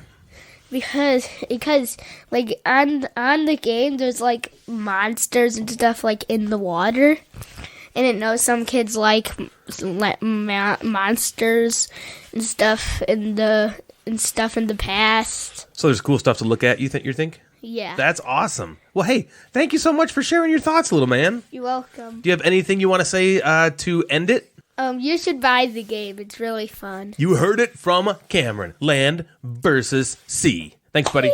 See you next time. Bye. And now I'm here with the youngest of the 3 of my kids. What's your name again? I don't remember. Scarlet. Oh, Scarlett. That's right. And how old are you, Scarlett? I don't remember. 5. You're 5 years old. What do you want to say? Can you buy the game today? Which game? The game that you guys talking about. Well, the cool thing is we own it. Look, it's right there. Do you want to play sometime? Yes. Oh, that's going to be fun. Do you want to be the land or the sea? The land. How come? Because it's better for you. Because I like being on the land. It's more fun. It's more fun than being in the sea? Yeah, because we can make sandcastles. Oh, because you can make sandcastles? That would be really cool if you could make sandcastles in the game. Even you could even make a big sandcastle bigger than the sky. Wow, and the sky's pretty big. Well, thank you very much for your thoughts on that, Scarlett. Do you have anything else you want to say at the end? Yes. I love you. I love you so much. You're the best. You're the best. And Is the game can you, why did you have to bring that game to someone else to play it? Oh, because Mr. Jeremy really wanted to play it. But why didn't he have it? Well, because only I have it. Why didn't he just buy it? Well, I guess he didn't know if he wanted it, and now maybe he will buy it after he played it. What if he bought it right now? Well, maybe he did. I love you so much. Me too. Thank you, Scarlett. Yes. Say bye to everybody. Bye! Well, so that was pretty cute. Cute. Those Real kiddos are cute. Yeah. Scarlett always just loves the world. She loves the whole world. I love the whole world. Well, she can't have Cameron and Lexi talk about a game, and then she doesn't talk Right, about because it. she'd be left out. Yeah, She can't be left out. It's not really fair. She'll say that to me. It's not really fair when she calls Cameron and Lexi the kids. That's what she calls them. That's funny. Yeah, Oh, the kids she's like, do this? it's not really fair that the kids got Pokemon cards and I didn't get any Pokemon cards, and now she has to have Pokemon cards too whenever I buy some for Cameron and Lexi. I'm just glad you're setting up for the next generation of the Gamecasters. Absolutely. So when we die, they'll take over one day. When Jack gets to the age where he can talk into a microphone without just yelling "mama" over and over again, then maybe the four of them. I don't think I ever want that microphone back. Yeah. Maybe the four of them will start their own podcast. Yeah, they'll be the Gamecaster Juniors. Yeah. This is happening. Forced. Yes. Yeah, it's sorry, going to guys. happen. Sorry. Yeah. You have to. Oh, my dad forced me into a life of podcasting. How much money do you make? And now I live on the streets. Yeah, exactly. So you got any more games over there, Maine? I got one more. Let's one more hear it. game. So shout out to Kira, the off-duty ninja. Yeah. Who had me play and review Atlantis Rising, and also this game called Islands in the Mist. Islands in the Mist. Is that a song? Islands in the Stream is a song. Islands in the Stream. I was trying to Yep. sing it, Natalie. Go ahead. Is that how it goes? Yeah. Go ahead. Islands in the stream. Islands. I don't know. No. It's no. I don't know. Is not the next word. Oh, yeah, It's what's not the next word? lyrics. Do you seriously not know? That is what you are. Yeah. I think really so. it? Yeah. Ghetto Superstar, right? Ghetto Superstar. That's what, I don't know. I'm getting mixed up, let's I see. guess. Islands in the street. Yeah, that is what Is it we the got. same beat as Ghetto one in Superstar? between. How can we be wrong? Sail away That's with me to another world, and we rely on each other. From one lover to another. Just when I thought it was. Yeah, I thought time Old to Dirty come to Bastard. place. Where's the old DB at? I want Old DB. Is he coming this one? Okay, so let's hear about Islands in the Islands in the Mist. In the Mist. Designed by, another nobody. For now. For now. He hasn't created any other games. Until now. Until now. Until now. Another nobody. Playing a bunch Sorry, of games man. by a bunch of nobodies. His name, I know. You'll be a somebody's son. He will. Okay? His name is Volker. Voldemort. Which is sweet. Vulgar. Voldemort. He's vulgar. His name is Volker Shack. Shavaddle. Okay, SCHACHTELE.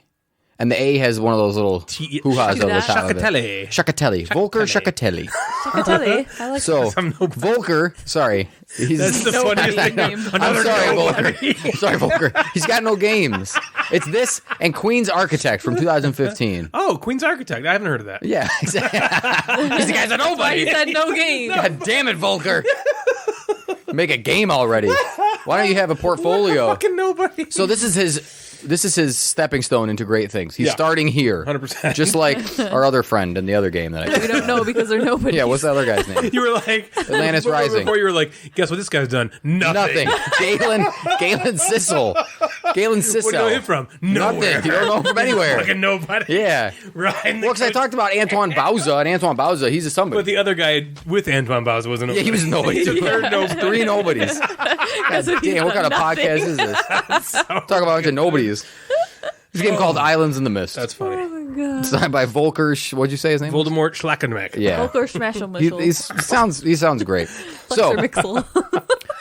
the Oh my god. so the Okay. island that's in the mist lies under dense fog. So I course. think Islands in the Dense Fog was a worse name than Islands in the Mist. Yes, I would agree. So with he that. went with the better name of Islands in the Mist. So you are in a hot air balloon Okay. flying around this island discovering what's under the mist or dense fog.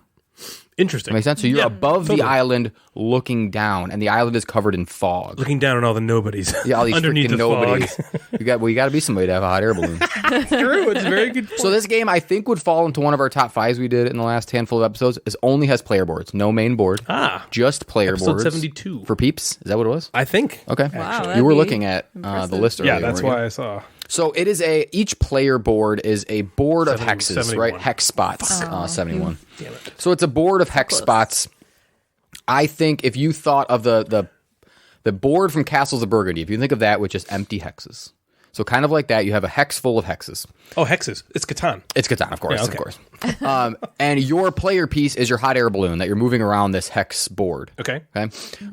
The game, each round starts with the player who's going last to roll 2 dice. One die says what direction the wind is going to blow, and the other die is like a bonus die. So everybody gets something cool or bonus or whatever that round. The person who rolls it can re-roll once for each die, which is pretty cool. And that determines, so again, that's the wind direction that your hot air balloon could blow that round. Okay? Okay. So now, bless you. Now, each person is going to take their turn in this order. The first thing they're going to do is move their balloon. The hex spot that you're on has the number of spaces that you can move on there. The direction of the wind is set by the die that's there. You can also, so for example, if it was northeast, right? And you're on a spot that says 2, you move your hot air balloon 2 in the northeast direction. So the directions are anything but, like, there's not straight north and straight south because it's a hex. Okay. Make sense? Yep. Totally. You can also spend energy, which is this kind of resource you can gather throughout the game, energon, to go somewhere else. So you can try to fight the wind and go in a different direction. So you're spending energy to go somewhere else. Maybe Ryan decided to screw the both of us and say, no, what, we're going east. And we're already at the east part of the end of the board, and we can't go anywhere. Screw you. So we then spend our energy to go somewhere else and fly somewhere else. Okay? Classic Ryan. Classic Screw you. Ryan. So you move your air balloon, screwing and then you people. take tiles from the. So you then take tiles from this sort of like drafting area. There's 4 with 2 players. There was 4 cloud tiles. With more, it goes up to 7. And those cloud tiles have hex tiles on them, and the hex tiles match one of the 6 terrain types that you're going to be adding to your hex board. There's mountains and red and blue land and swampy things, and you know what I mean. Yeah, totally. Other land forms. So you then take tiles from those clouds, add it to your collection, and then you place any hexes that you want that you have collected in any of the hex shapes around your balloon. That make sense? Yes. So you just can't put the All hex. I hear is hexes. Hexes. It's a lot of hexes. Well, it's Lots of Catan. So hexes and think about hexes. you're on a space, you're on a hex space surrounded by hex spaces. You can add your hex tiles to the hex spaces that are surrounding the your space balloon. that you're, easy. Because you are now discovering what's underneath the mist. Yeah. The only thing you can't see is what's directly under your balloon. So you can't put anything under your balloon. Because you can't see if under your you look balloon because it's not a that- see-through balloon. Natalie. Yeah. you Hello, fall out you're, if you you're being a leave hot air it balloon under discovering new land? I don't think so. So the reason why you want to place those in certain spaces is you want to connect similar land types to the coastal land type that matches that. So each of the 6 sides of the hex, there are 6 sides of the hex, right? Each of the 6 sides has one of those land types on it. So, for example, there's forest and one of the hex sides. Let's say that's on the far east side of the island. You want to put forest tiles near the forest because you get points for matching those tiles together. There are also very cool tiles like city tiles, and you put the city tile, and that counts for points surrounding. Like if you put the city tile there, you get points for every land tile around it. Or there's monuments. If you have the most monuments, you get 5 points for each one. If you have the second most, you get 3. So there's different types. There's also a wild type. And you play until basically your hexes are connected to all 6 of the land forms. Okay. And you just keep doing this over and over and over again. Going back and forth. The person who's on a lower number or a higher number hex gets to go first the next round, so you can plan for that. And it is very simple. That's the kind of the entire game. I taught it to Devin in about 10 minutes, 15 minutes. And we added one module to the game. It comes with 2 additional modules, so there's like 2 total. And we added one where if you fly off the side of the board, your own player board, you actually go to this like cloud market where you can take tiles that you have and exchange them at a higher rate depending on how far you go into the cloud world, which I think was very cool. It also allowed for a little more known, right? You know what's out there, you know what you can exchange it for. And overall, the game is good. It's light. I wish there was a little more to it. I either wish there was a little more depth or it was a little shorter. Devin and I finished in an hour, which wasn't bad, but I would like to finish that game in 45 minutes. Do you think it could happen? Probably. Later? I think with our next play, we probably could edit in know what 45 you're minutes. doing. Yeah, I almost maybe it was an expectation thing. I expected it to be a little heavier, but it just wasn't. It was a lighter game where you just kind of moved around and you wanted to make hexes match. I thought of it a light hex game. It's just like a light hex game. I wanted to. The way I thought about it was I told Devin, I'm like, it's like you're making the board that you'll eventually play on in Burgundy. Because when you place the tiles in Burgundy, they always kind of do something. These tiles, you're just making the landscape. Okay. It would have been cool to maybe when you place tiles, you then got to do something else, right? But that's maybe a deeper game and not what Volker was going for. I'm excited to add the next module. The next module is like another side of the board, and you get to keep less hexes throughout the game. Devin thought it was good. She was like, it's good. I don't know if I'm going to want to play it all the time, but it's good. I would say it's definitely in a good, not great category. But maybe with more modules, different plays, it could bump it up. Good. Yeah. Takes up no table space. Like your board is nothing. I like set it up and Devin came downstairs and she's like, "Oh, this is it." I'm like, "Yeah." It's like there's no big board, there's no nothing. I liked it. I liked the last player getting to roll the dice. I thought that was cool. And in a 2-player game, it's just the other person. And Devin seemed to just keep rolling the direction that I didn't want to go over and over again. And that's a good way you have to play that way. Yeah. Right? You think, all right, I can go southwest. Yeah. And some of the bonus die will let you go in slightly different directions, which is cool. But the last player gets to re-roll them both once if they want to. They got to keep the second roll. But I like that play because you can play each other a little more. And it didn't feel... I know you guys always look for like games that are not mean. It didn't feel mean. Yeah. Because Devin's not doing it to screw me over. She's doing it because that's what's best for her. Here's what I got to do. Yeah, I have to go east or in this direction at least. Yeah. So if it messes you up, that's not my problem. Mm-hmm. I get to pick the direction because she got to go last. So she gets to pick the tile. From another player. Right. She got to pick the tiles last. She gets to move last. So she should get to pick what direction we go. Or what's cool is if I'm collecting energy, I can then mitigate that dice roll, which at the end of the game is me losing points. If I lose a certain amount of energy, I don't get as many points. But I can say, all right, I can't go east. So I have to go west. So I'm going to spend 2 energy each to move, which is a lot in the game, to go the other direction. Because I thought when I was playing, when I kind of learned a little bit about the game, I'm like, are we just going to end up being in the same spot on the board most of the game? Like if the balloon is just blowing in one direction, how are we ever going to be in different spots? Yeah. And we were in completely different spots the entire game. I felt like every time we rolled, it was like good for me, bad for her, good for her, bad for it was there wasn't a whole lot of we're in the exact same spot at the exact same time, which I liked because that means we were playing a slightly different game. And I would also say if you're playing this game and you're a gamer, I would say just put all the modules in at once, and you might get a little better, a deeper experience. Yeah. If you want to play it with grandma or a new gamer, I'd say just play the vanilla and just place tiles out, and I think you'll have a good time. If this wasn't so long, would this be a good like board game club game? Yeah, I think I'll bring it. I think I could get it down to 45 minutes with Devin and I. And I think with 4, the game ends the same way. So with 4, it might be like an hour and 20 all the time. But I think with Devin and I, we could get it down to like that 45-minute mark, which is good and could hit the table a lot more. Mm-hmm. And I mean, again, it's first play. Maybe it's the rule set, going through the kind of thing. But overall, pretty solid, especially for a nobody. Yeah, what a nobody designed this game. Look at the art is very cool. Designed by a nobody designer. You do get a little balloon meeple. You get a little balloon the meeple token. Looked cool. That's I saw that picture cool. you posted on Instagram. Yeah, you get a little balloon, hot air balloon thing. So that is Islands of the Mist from Stronghold, and probably somebody else that publishes it, and by Volker Nobody. Volker Nobody, very awesome. But hopefully he listens to the show, and he's not a nobody. That's what it takes to not be a nobody. To listen to the Gamecasters as well as be a game designer. Yeah. Yes. So awesome. Great to hear about that. Islands in the Mist. Yes. That is what we are.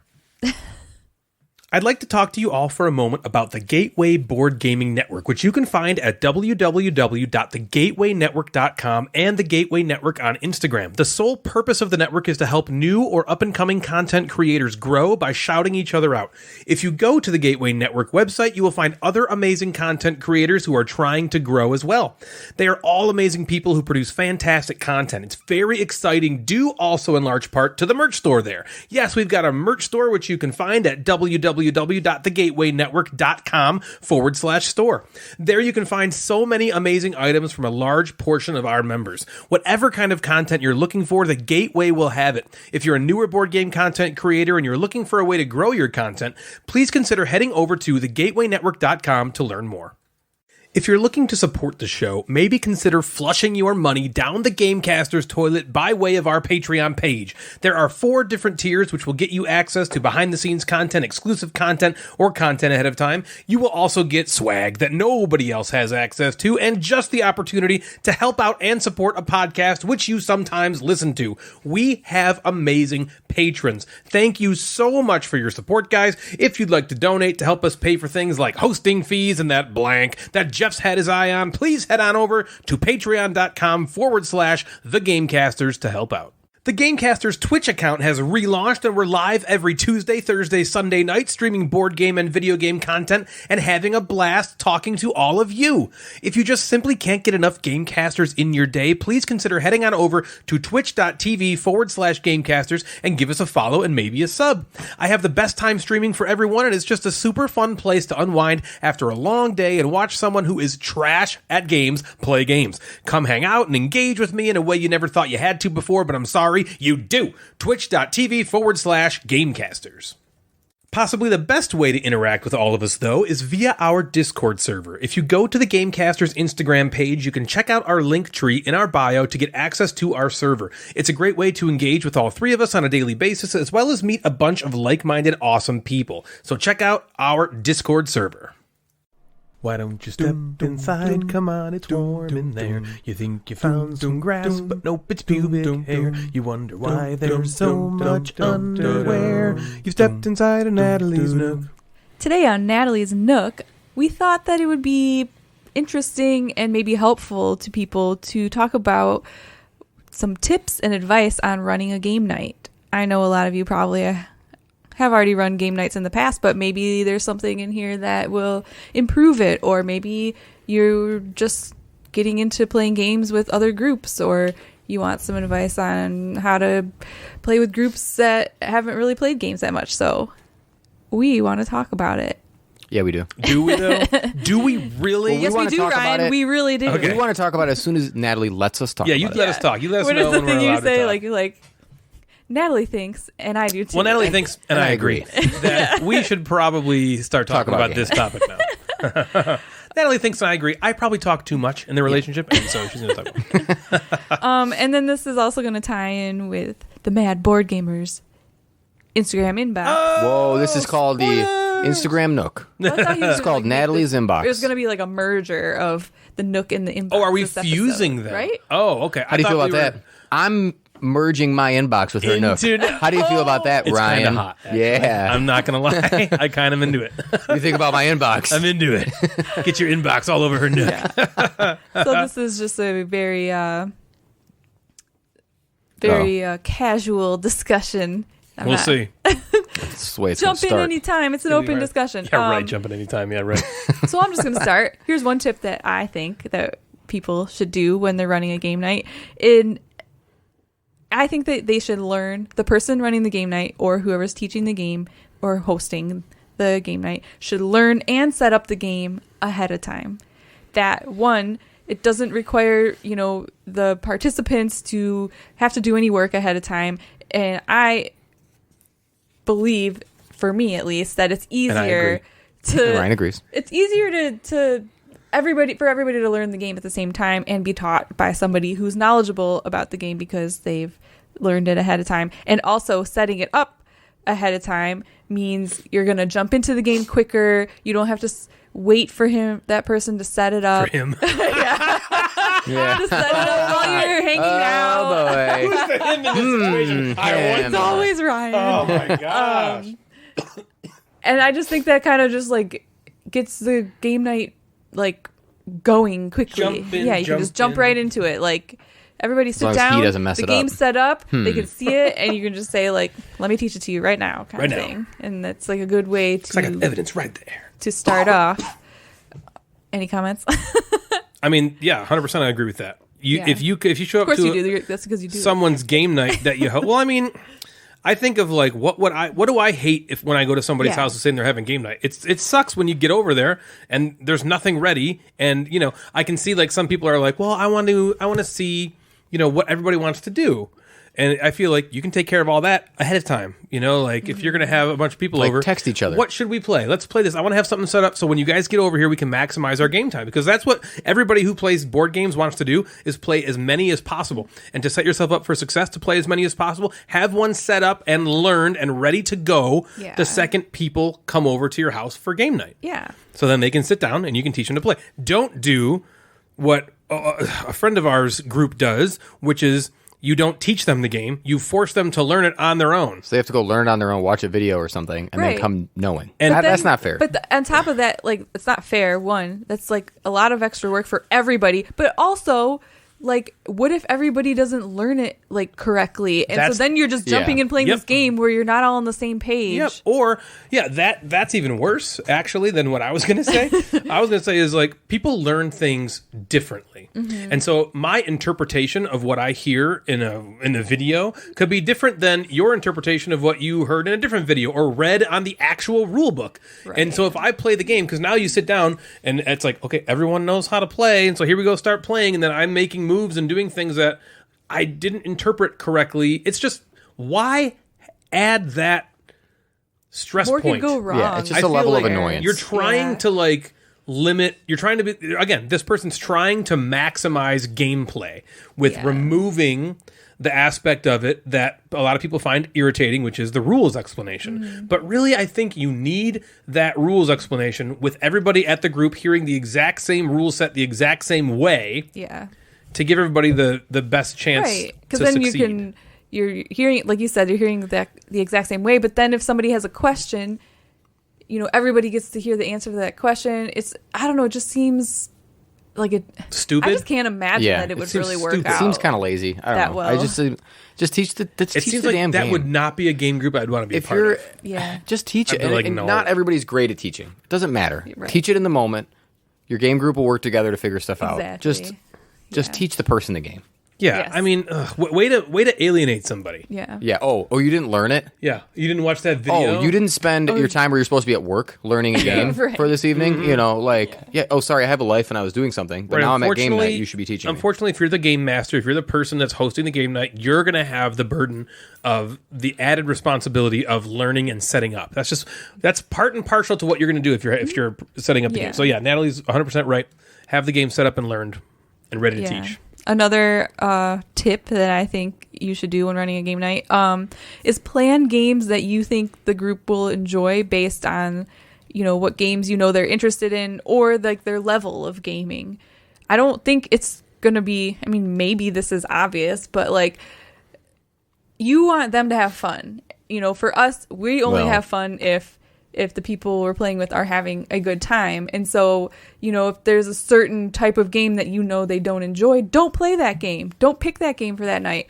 Or, if they're brand new gamers, pick something that's like kind of a more entry level game or a party type game to like get them like going, and I think everybody will have a better time. Don't just pick a game that's like, I want to get this played, whether I think they'll like it or not. That's a good one too. I think that there needs to be a conversation. Again, all of this needs to be handled with conversations beforehand. If you're going to play a game with a game group and like Natalie said, they're just new gamers, you probably don't want to just be like, okay, we're playing Underwater Cities tonight. That's what's going to be set up. Twilight Imperium, move your shit. Here we go. You're going to scare them away. But unless you communicate with them first and say, hey, listen, guys, I want to have I want you to see the kind of games that I love. Yeah. I'm going to introduce that to you and see if you like it. What do you say? Mm-hmm. If you don't have that conversation with them, and you set up Underwater Cities anyway, you're going to probably have a rough time. It's about reading the room. Reading your people coming over. But there's a lot of times, too, like where we played with newer people and we're like, kind of like, let's start them with the basics. Well, let's play like an Azul or a Sagrada kind of thing. And then sometimes we've had experiences where we play these games and they're like, yeah, I like that game. That was really fun. But I'd be interested in playing something like bigger, more strategic. And you're like, good to know. Next time we'll pick this one, because you don't want to just assume, like, even if you have a discussion, like they might not realize, even what they're what they're looking for in a gaming experience. Most times they don't. If they're nons, Yeah. they don't know. You show them an abstract strategy game, thinking, okay, that's going to be simple for them, and they're like, that's kind of boring, because those are sort of games they played before. And then you bust out ghost stories, and they're like, okay, that was exciting. Yeah. Games like that exist, and it's like, you've seen nothing yet, you know. So yeah, I agree with you. These are good points so far. Another one I thought of that you have done before. You, Ryan. What do you mean you? Yeah. Another thing, it kind of goes along with what you said, is like with communicating with them, is sometimes Ryan will, if it's like people that we haven't played with before, and we're trying to decide what game to start with or what games we want to play that night, he will send them a list of games like, hey, look into these games, check out, see what they're about, and tell me which ones that you're interested in playing, and then those are the ones that we'll try to play that night, you know, so it gives them some say. Oh, fuck. What? Okay, move, Jeff. I'm not looking yet. Okay, I'm going to pause it. There's a spider alert. And we're back. Okay, it was a spider. God. Okay. Oh, I don't know man. where the hell we're recording. This is ridiculous. There's two enormous spiders. in One the by me, one by Amazon. Jeff. Like Jeff said, the next I'm one's going to leaving. Natalie. Hey, you're leaving because it's going to take you away. Yeah. It's gonna They just stole come my car and drove put you in a off. web and carry you out the door. Okay, sorry, I think continue. we were talking about that, sending people Oh my a list. God. or Who the hell whatever. knows what we were talking My about? heart. Okay, yeah. This is the whatever. Instagram inbox. The last one that I have written down is my own personal preference, but I think that you should, depending on the Suck group some dick. and what your plans are, but I say that if you're having a game night, you should plan heavier games earlier, especially if the game night might go late into the night, because you know everyone's more awake and more alert and into thinkier games earlier on. You don't want to like play like the lighter games and then save the thinkier game for like 10 p.m. You know, I'd say save the more light partier games for later in the night. You're going to find agreement with the two of us because we also like to not burn the candle super late in terms of games. But Yeah. I do know that there are a lot of probably the younger crowd that doesn't give a shit. Yeah. You know what I mean? Yeah. What was They're it? so alert. Was it at Gen Con, I think, where it was Nelson and Evan, I think, were like, yeah, we'll probably be playing games till 3 a.m. or something like They're that. like, And I I'm was not just going to worry like, too oh much my about God. sleep. That sounds can tell they're terrible. Yeah, right. So that's definitely an older man's, you know, Yeah. thing. What about you, Jeff? You got All right, any welcome stuff? to the Instagram inbox, to Natalie's inbox, Nook box. to Nook instant Nook called the Natalie Nook box. box, Natalie's box, The Nook box. right in the Nook box. Natalie took this one right in the Nook box. I just feel like there's spiders crawling all over me. Yeah, this is an uncomfortable recording session. No. So as Can't we, work in these conditions. I got awesome answers You did? and a lot of them. Yeah. That's great. So That's cool. buckle up, I wanna spiders. I'm ready. Are All we right. spiders? Yeah. We're the spiders. All right, Thomas, our German buddy. Osgore. Osgore. He said, most importantly, like we've talked about, choose your games wisely. No Twilight Imperium, no huge ass game Yeah. for newcomers. Yeah. Read the room, read the audience. More importantly, he said, have the right soundtrack to the game you're playing in the background. And a lot of people like this cannot play a game without music in the background. Mm-hmm. People love setting that kind of mood. That could be cool. Yeah. You know, you're playing Mansions of Madness. Maybe you set the mood. I'm fine with I it. think Ryan would disagree when I made him play the Mamma Mia soundtrack when we played Mamma Mia. He did That's not true. enjoy that. Mamma mia. Here we go again.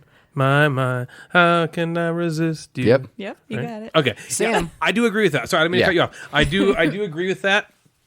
That there are people out there who just like cannot play games without music, Yeah. or they think that people that do are insane, like losers. Everyone's looking over their shoulders. but I don't. For some reason, that's not the first thing I do when we put games Yeah. on. I don't reach for the We put stereo. games on. Devin and I, when we watch other people play games, Alexa, play games. Don't say that. She's going to drive. going to do something. Devin and I will watch like a TV show. She's talking. Shut up. Alexa, stop.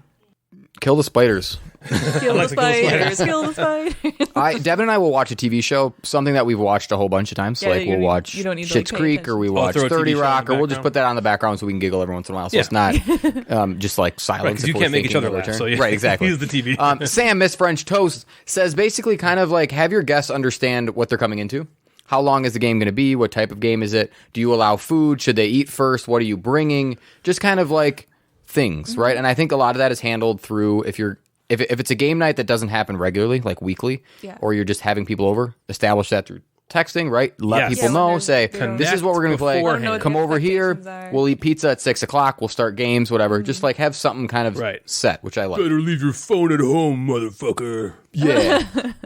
Like that too. Nestor is going to tell everyone to chip in for food and drinks. He's like, well, you bought the game, so you better bring some food to hit Nestor's house. Okay. If you want to do that. Son of Thunder says, I don't play in game groups. Solo is the best. So fuck that. Did you say so fuck that? No, I didn't. I added that part. Geek Sheet Gamer, Kelly had a few. Have like finger foods that don't get all over your game. So if you're someone who doesn't like, eating around your games, make that known, and then put out the foods that you're okay with people You know what? eating. That's a great one. I like the idea because I hate being the person. You don't want to sound like a jerk. Yeah, as I've gone through my gaming journey, I have so significantly lessened on just being a dick.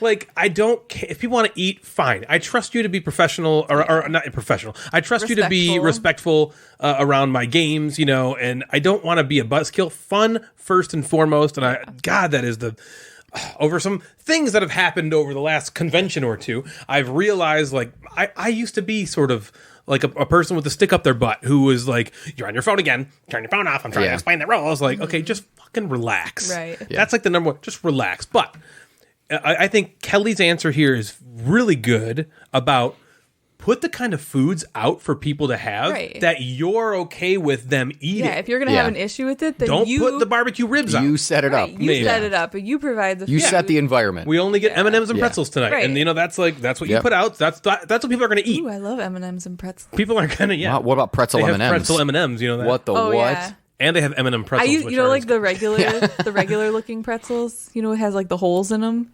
Like a pretzel shape? Like the pretzel shape. I love The ones with holes taking one of those and putting M&Ms in all the holes and then eating it and it tastes like a chocolate covered pretzel. Man. Why are you laughing?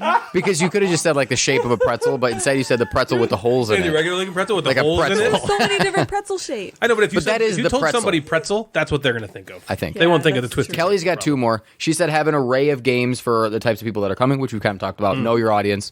And then I like this one too. She said have at least one party game, maybe at the end to lighten the mood. Oh, yeah. So if you're playing a heavy game, or at the beginning. Yeah, just kind of throw something in there. Justin chipped in. Husband Justin says, don't wear pants. Yeah, Husband of course. Justin. Why would So- you? Wearing pants is the surefire way to dull up your Jeff, game we night. should add in bring comfy pants and possibly slippers. That is like That's a must. when I play games over here, it's like, all right, we hang out, we'll have dinner. Don't It's dress up. instantly into Be comfy comfy. pants. A Be caveat, comfortable. the That's only all we caveat can I would say to that is depending on your comfort level with the people you're going to. If you're going to like a game night of some like a friend's friend or something, Sure, or maybe, the first time maybe there, you don't maybe. like bring a change of clothes. Yeah. But yeah, absolutely. Once you're comfortable enough, is that almost like a must now? I think Yeah. so. We've done that, like, even, like, the earlier times we've hung out with Ben and Em, like, we didn't really know them at first, and then, after the first 5 hours we're there, we're like, Yeah, I'm we're rifling gonna around change in into our Ben's drawers. comfy Yeah. pants. I'm like, Ben, you got any pants for me? Can I wear this? Meeple mentor Jared said, know how many people are coming and then try to find a game that is ideal for that number. Perfect. Which I think is good. So, Yeah, if you only perfect. have 3 or 4, it maybe isn't best to play this massive party game. Yeah. Right. Like monikers might not be best with 4 Right. if you Right. just are introducing it. So find something like Yep. that, which is great. That's a good one.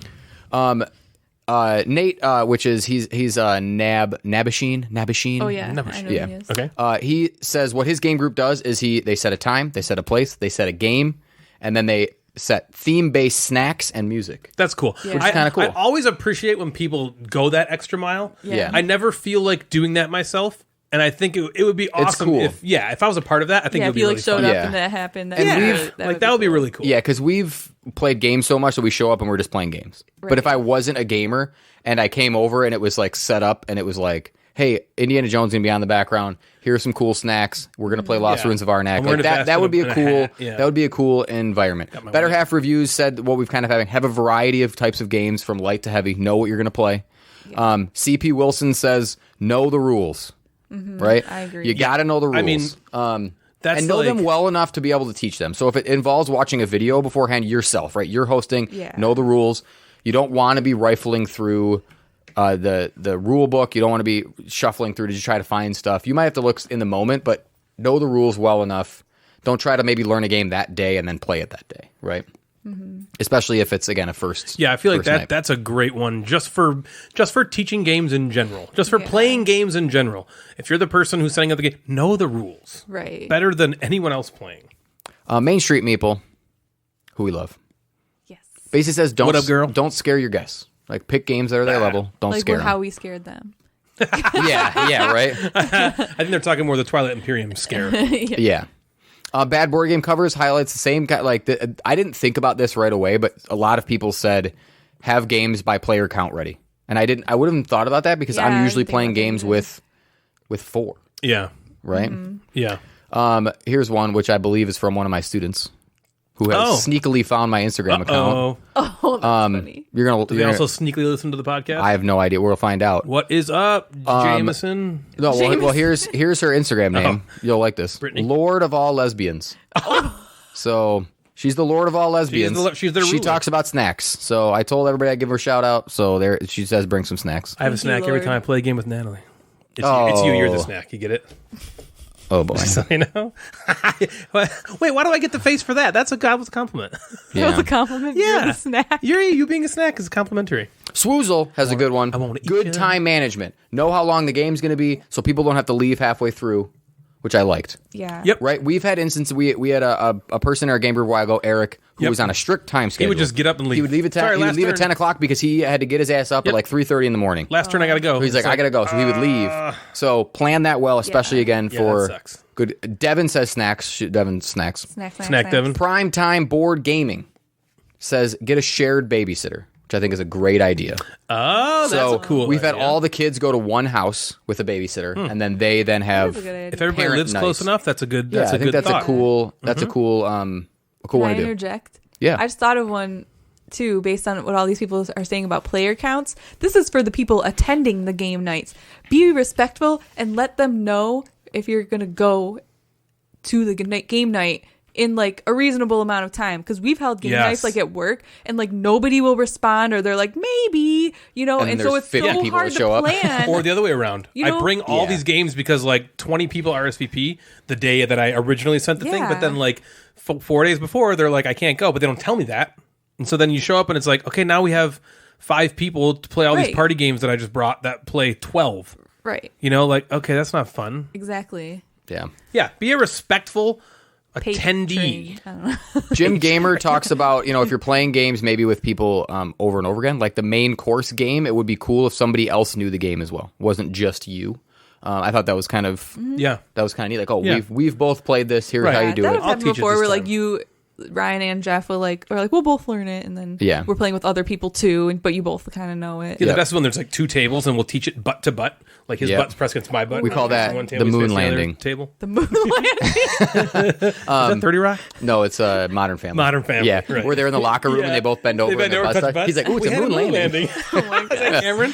Yeah. Jim also just talks about like ending the night with like a light, fun filler to kind of Yes. get them to maybe come agree. back. And he said the same thing that Ryan kind of says. Don't have high expectations of your game being in amazing condition. He's like, I like this line. He says, a damaged played game is way better than a perfect unplayed game. Sure. That's true. Yeah. So Absolutely. Jim has Wise- grown up in wise his man. What a wise wise- age as well. Right. Just don't spill a bottle of water all over it. There we go.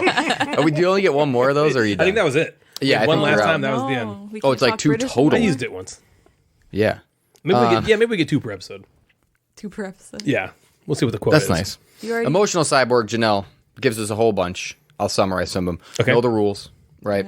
Be prepared to play them. Make sure there's just plenty of food. People love food, right? She says make sure there's a lot of that. Well, that's a really good idea. I think a lot of people eat nervously. And so if you have like a bunch of people coming to your house who maybe haven't been there before, or maybe they're nons, and they're coming to the table to play a game with people who've played a bunch of games before, I think it's a good idea to have something in front of them they can like kind of nervously eat. Yeah. Yeah. It's a good, seriously. I think it's a good Tabletop thing. Vibes talks about maybe mixing up themes of games to try to attract more than one Yes. type of like, here's this Yeah, boring have a worker placement. Let's play this 3 variety. times. Yeah. And then let's do something different, right? Sure. I think Yeah. that's kind of cool. Nuclear Knight Peter says, just if you have weed there, he'll be there. Oh my god. He said that before. He has definitely Yeah. said that before. That's really funny. Yeah. On the theme Do thing, people smoke personally, weed while they play games? oh yeah, Peter I'm does. Sure. I'm sure they do. It's like legal everywhere now. I on the theme thing, I would almost say the same thing, but substitute the word theme for mechanics. Mm-hmm. I feel like most people I've played with don't care as much about what theme they're playing. They care more about what different type of game. Like they come over, we play Castles of Burgundy, then we play Crokinole. Yeah. You know what I mean? And it's like, okay, then you play Galaxy Trucker, you know? Then you play, you know what I mean? Yeah. Then you play like that The almost Crew. seems to hit harder personally than just, you know, Underwater Cities, which has that theme, and then Terraforming Mars, which has a Mars theme.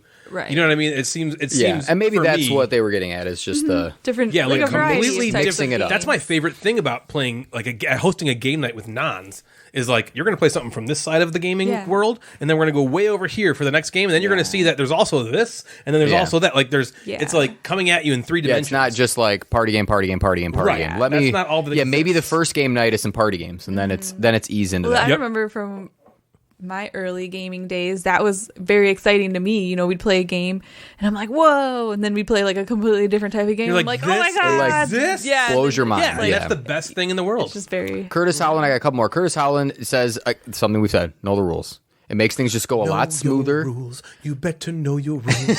If you don't, you'll be eaten in your sleep. I just saw that. You did. Is that is that Dwight? Yeah. The snow. Was it the Christmas one? But it's like the German. Yeah. I don't know if that's the one where he does that. What is he doing it for? It might be. I don't remember. There was 12 rules when Shoots were young. Yeah. Curtis also says no greasy snacks. So he's an anti-snack person. Sure. Yeah. So if you're following Kelly's advice, if you put out That's what you want that is people some to great eat. advice Yep. there. Ben, Date Night Dice Ben, says someone needs to be assigned to teaching the game, which is probably the person hosting. If you're hosting, or you bringing assign the it. game, I know whatever. Ben and Em love playing music in the background too. They're They do. music people. They're one of the people that I think of when I think They of like to like set they the- always do. Yeah, they're the snack people as atmosphere. well. Yeah. Ben also said snacks. Yeah. They're also cheese, wine. Just like make it. No, Emily likes cheese. We Yeah, do. make it a fun. Hey, my God, any cheese? Night. My two would be like if you're going to be consistent. If you're going to be a consistent game group, the people in your game group are probably going to start getting a collection. And when we started our game group, I don't know, 8, 10, was it? Has it been 8, Forever. 10 years ago? Whatever. The Monday, 11 years. So Monday, we meet at game night, and for a while, Bill had the biggest collection. You know, we didn't have a lot, so Bill just kept kind of picking the games. But as we started to get collection, let other people pick the games. If someone in your game group buys a game and excited about it, let them bring it over and teach it and play it. Yeah. Right. Let Be them do that. flexible. Or even let them host. If they want to host, let them go. So now our Mondays rotate between 4 different people pick, and then we go to usually we're at Bill's twice. Dave's starting to host now, but we so we go to different houses. Whoever house that, they host, right? So they will. I'll have something on Netflix. Bill doesn't have anything on Netflix. I do at my house because it's my house, and I'll have the game set up, ready to go. And wherever house we're going to, at least the game is set up, so we're not Right. fiddling through that. And then we teach whatever it is if we need the rules. So that's what I would say. If people start loving games, they're going to start buying things. They're going to see something at Target and buy it. Let them pick something. Let them play it. Even if you're like, oh, I don't really want to play Villainous, right? I don't want to play that light game. Just play it. Like they're getting into the hobby. Let them be excited about what they are playing. Right. Talk about them behind the back. Yeah, talk about them That's behind the what we all back. do. You have a group Yeah, text with just talk people some that shit. do I that. played Yeah. Villainous and it sucked. But Fuck Yeah, those whatever. stupid-ass bitches that brought it. Oh, hey, let's play. So game night. That's it. That's sweet. I got something random. Oh, I Talk wanna about hear something it. random. Yeah. I'm in this. Bad Board Game Covers is running a thing. Heck yeah, yeah, I've the seen bracket. that. Yeah, of course. He's running like it's like a fantasy football league. Yeah, you drafted Yeah, 4. I've been So I voting drafted people 4 for games. So voting there was 20 people in this. I was picked 19. Ooh. So I had picked 19, and then I went back and had like 22. Right. good. So it was like a worked snake like the draft. snake, yeah. Yeah. If it was not, it would be would super suck. unfair. So each week he has these different categories. So there's gonna be 3 categories, and you pick one of your games to attribute to that category. So this week is most polarizing game. There is Did best you know game. these categories before you drafted? We knew the 30 categories or whatever that could have been picked from, and then they said, pick the games that you might best fit some of these, right? Oh. And then you kind of can attribute those games. So, most polarizing, there is one that will look the best when the table is flipped. Like if you flip the table, what would look the coolest? like as their pieces are flying Yeah, in the air? I think so. Yeah, and then that's how I read it. Interesting category. And then the last one is best singular component of a game. Okay. So my 4 picks. My first pick, I had viticulture, Yeah. which somehow slid all the way to 19. We also everybody put in one game that was like off limits. We called that the Hall of Fame. What pool of games did you pick these from? We picked them from just anything. Like you could pick any game you wanted, other than these games that we all kind of excluded. So Was each of us last- could put in like an exclusion game and say no one can pick Wingspan. Okay. Because if it gets put up on gonna Instagram, win it's no matter probably what going to it win. is. Yeah. No matter what, people just like Wingspan, so they click on So it. was last week just like what? Showing the games picked, right? Yeah, You we just didn't- picked them over the course. We went on Discord, and over the Wasn't course there of a voting, week, though? where hasn't he just said like who's your favorite? Oh, okay. So there that hasn't wasn't, been like, a real officially thing part yet. So of it. I've Yeah, submitted my picks, which I'm not going to tell you which ones I put for what. But I've submitted my. I guess I could. We start tomorrow. So I have Viticulture. I picked first. I picked Zolkin on the turnaround. I picked Sagrada in round 3, and I picked Just One in round 4. Good picks. So I put Zolkin for the single component. It's the gears. Sure. Yeah. You got to Totally. vote for the gears. Totally. I picked Sagrada with the translucent dice flying through the air to flip the table. Ooh, that's nice. And then I picked Just One for most polarizing because I got to write a sentence about why I picked that one. Is because this game encourages you to have polarizing answers because the same answer That's good. will be crossed out. So we as voters will see that sentence. You will see the game and then a sentence of what the owner, like the sentence. Like that, why, the yeah, why. The they why. picked it. And so what is viticulture for? Viticulture right now is nothing. Oh, okay. Viticulture's on the bench this week. Got it. Got it. Because I couldn't put viticulture in any of those One of those. categories. And so right now. how are points determined? Do you play against a certain person? So I'm playing against someone else who's going to Okay. put up one of their games, and then it's going to go on his stories, and I think you And pick. so it's just so there's 3. So let's say you're going against Kelly. yeah. You put up 3 games, she puts up 3 games, and you're just going to get points. Yeah, so You're either going to get 1, 2, or 3. So I'll be like I'll be 3 and 0, 2 and Yeah. 1, 1 and 2, 0 and 3, right? and then you'll lose one, and somehow be 1 and 3. Yeah. Yeah, so so that's kind of how it's going to go. It'll be fun. I'm excited. Cool. Phil's just does Yeah, such fun I mean- stuff, and I always like Oh, I also learned we pronounced his name wrong. We pronounced it Phil Regaud, I think. Okay. Last time. That's why I just call him the Haitian sensation. Well, he was like, all right, I gotta pull this up now. Now that you're reminding me of it, I gotta pull this up. Oh, all right. Is it like a message he like talked to you on Yeah, via he Instagram or got sent me you on a text or Instagram. something? I hope it's Instagram. Because if not, I'm just not going to find it. But he told me exactly how to pronounce his name, and then here it is. Yes, okay, here we go. Very close on my last name pronunciation. It's French, so it's Rigaud. Oh, okay. Phil All right. Rigaud. I said, damn it, Phil sorry. Rigaud. He said, no problem. I'm enjoying the evolution from bad board game comers. Sorry. Yep. The cumbersome. Bad board Benedict game. Cumberbatch. Bad board game covers to Haitian sensation to my actual frickin' name. Honored truly. And I said it's like John Cougar to John Cougar Mellencamp to John Mellencamp. Yeah. And he said, I don't know who that is. That's great. I said, you didn't know John Cougar Mellencamp? He says, nope. No, maybe he doesn't even know John Mellencamp. So that's really funny. Yeah, Phil is awesome. Phil we Rigaud. love Phil. Phil Rigaud. Rigaud. Phil Rigaud. Okay. So French, I'm just going to call him the Haitian It's sensation. French, of course. Yeah. Yeah, so he's awesome. That's I just Phil. get excited for whatever he kind of puts together on Instagram. If you don't follow him, Yeah, you need to. he does And really he's just a cool super stuff. nice guy. Cool stuff. So. .com. Our new sponsor. Yeah. Oh, wait. I wish. That's awesome. That was a good Nookie. yeah, a Nookie Ooh, good Nookie Nookie box. Nookie A good box. Nookie inbox. An Instagram nookie. Did it all for the Nook box. Come on, the Nook box. Gross. All right, so what we're going to do now, if I can find the script. The script. Oh my God. We'll stall. I see. I do. Let's check around if there's any gigantic spiders Yeah, check attacking. the spiders, and I'll see if I can pull the script I up. feel like I need to like tie up my pant leg or something, like tuck it into my Yeah. socks so my I don't. feet have been on the chair. I've I not mean, put them the down. second one Freaky just deaky. like almost landed right on Jeff's head. Yeah, the first one almost not climbed up comfortable. into my. This is all because Natalie wanted to go golfing. We could have been growing in the morning while all the spiders were only come out sleeping. in the evening. Yeah, they were all sleeping. Okay, and now you made them come out. Oh my gosh! So why don't we just head on into the game of the episode?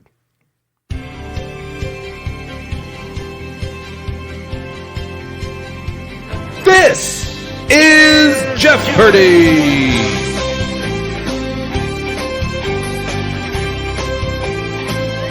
Meet the contestants, Jeff and Jeff. On tonight's very special episode of Jeffpardy, we've got 2 returning champions in Jeff and Jeff. Jeff, we'll begin with you. The board is yours. I'll take Jeff for 200. Answer. Brother to Joe and Dave, a teacher living in Livonia, Michigan, married to Devin, and father to a tiny dictator who loves popsicles. Jeff. Who is Jeff? Yes. I'll take Jeff for 600. Answer. This man once said, I'll buy anything for $10. Jeff. Jeff? Ooh, can you frame mean, that in the form of a what question, is please? Yes. I'll take Jeff for 800. Answer. Constantly interrupted, this Gamecasters co-host regularly screams at the top of his lungs with his head out of his car window the entire 30-minute drive home. Jeff. Who is 15-time All-Star Tim Duncan? No. Jeff. Who is Jeff? Yes, correct. Okay, Jeff, next question. Next one. I'll take Jeff for 400. Answer. This teacher of our country's youth is the head of the diversity program at his school, a wildly respected member of his community. He also has a YouTube video about a spray-on chemical that allows you to dunk a basketball called Goo Goo Shine. Boop, boop, boop. I'm sorry, we were looking for Jeff. Jeff, pick again. I'll take Jeff for 1,000. Answer, the Daily Double. How much would you like to wager? I'll wager 500. This Madigan's name is Jeff.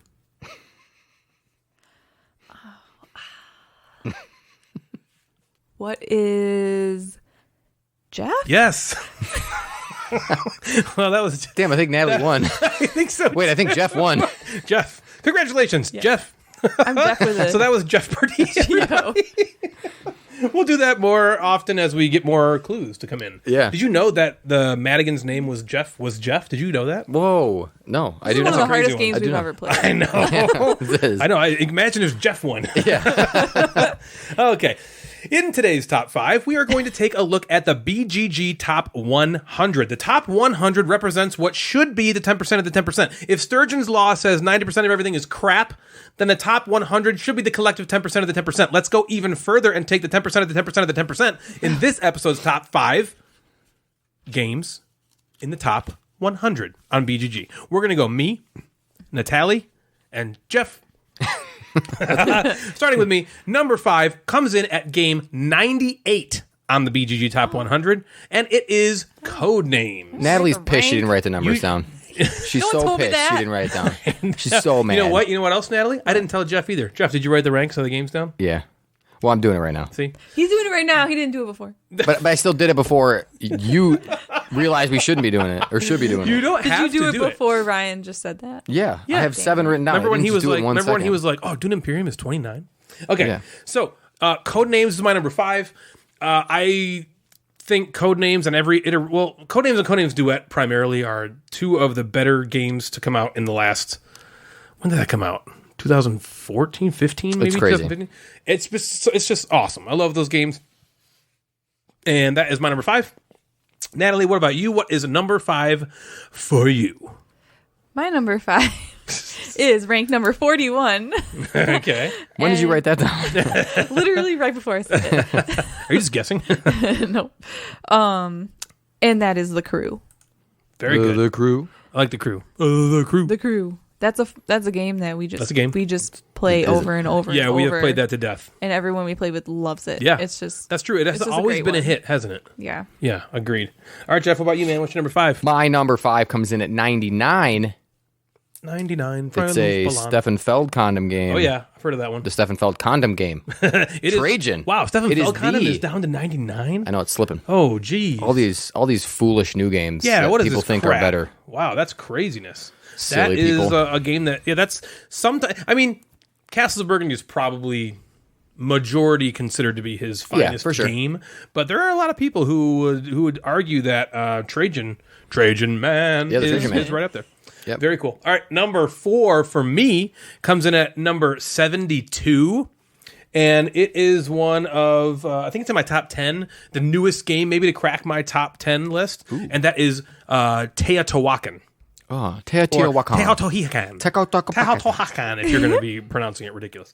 I love Teotihuacan. I think it's fantastic. I have every expansion for it. I will continue to get expansions for it. We played it with Sam most recently when she was down from the up, and we had a great time.